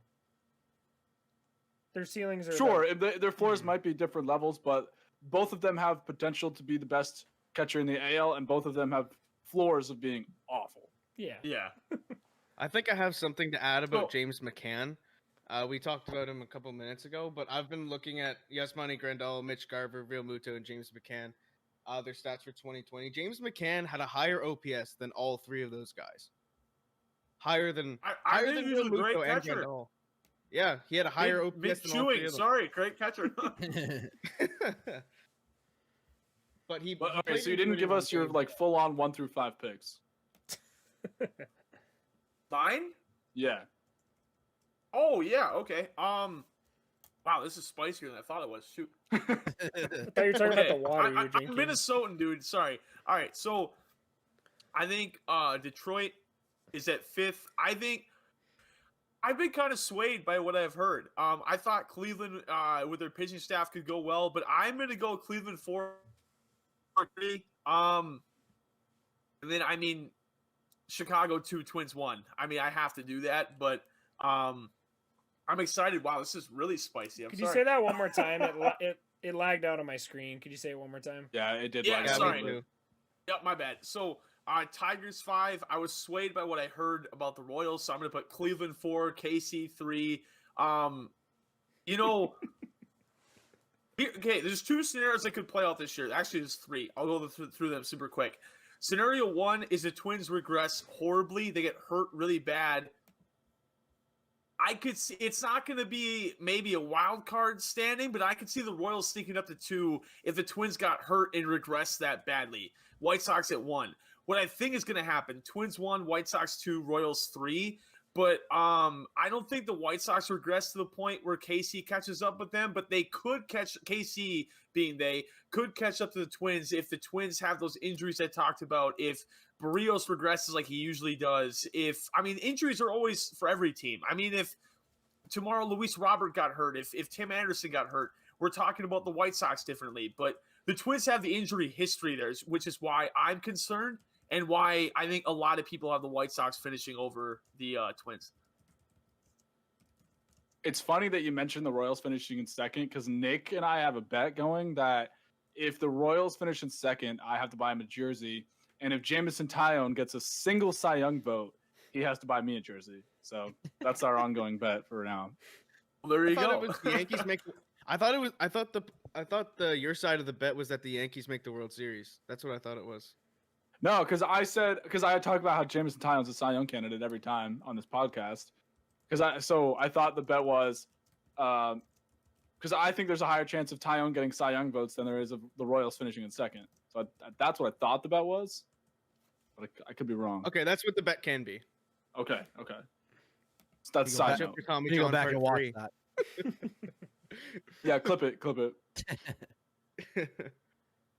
So this is about usually the point in the podcast where we're about to wrap it up. We each gonna give one hot take, and then we'll get out of here.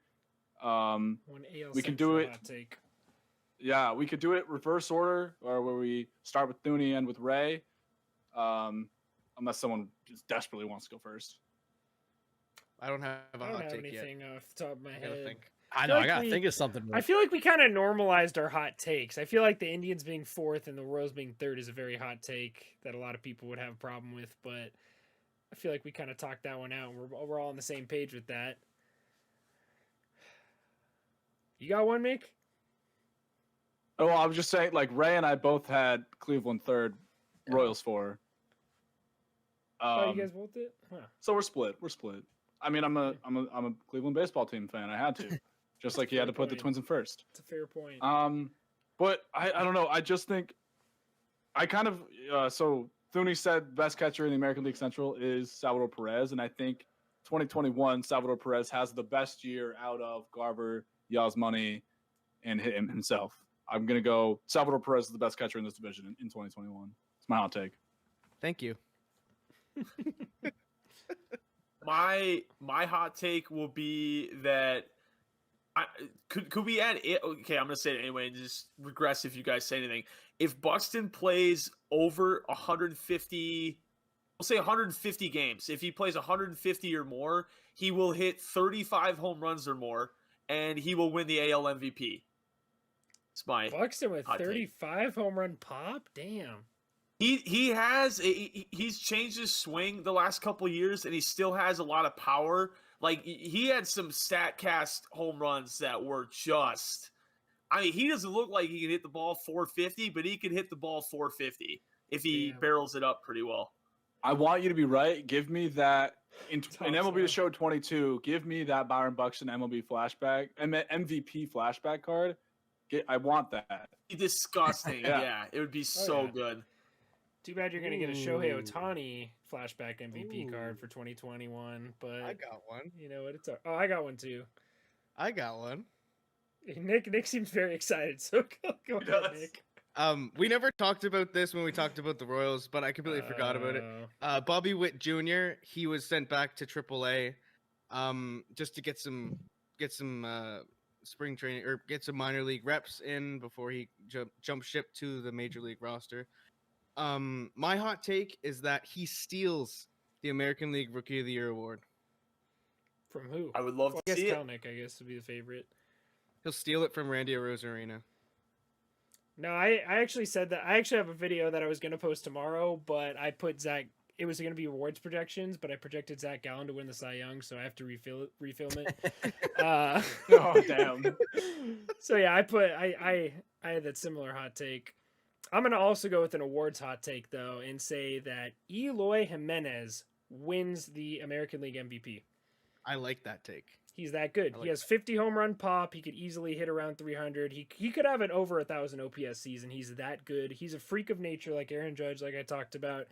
And he's surrounded by goons in that lineup, so that you can't really pitch around him. I think he's in a very good situation to be able to put up an MVP season. It's going to suck when you're both wrong and Vlad Jr. wins the MVP. I'm just saying. All right, man. If I have to go with a hot take, this is just off the top of my head, so don't kill me here. Jose Abreu repeats as MVP. I mean, he's honestly received MVP votes almost his entire career, and obviously he won it last year. So he's a silent assassin, man. He's a very, very good hitter.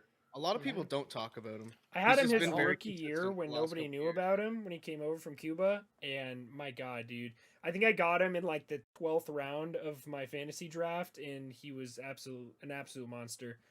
And he's been putting up those numbers every year without saying anything.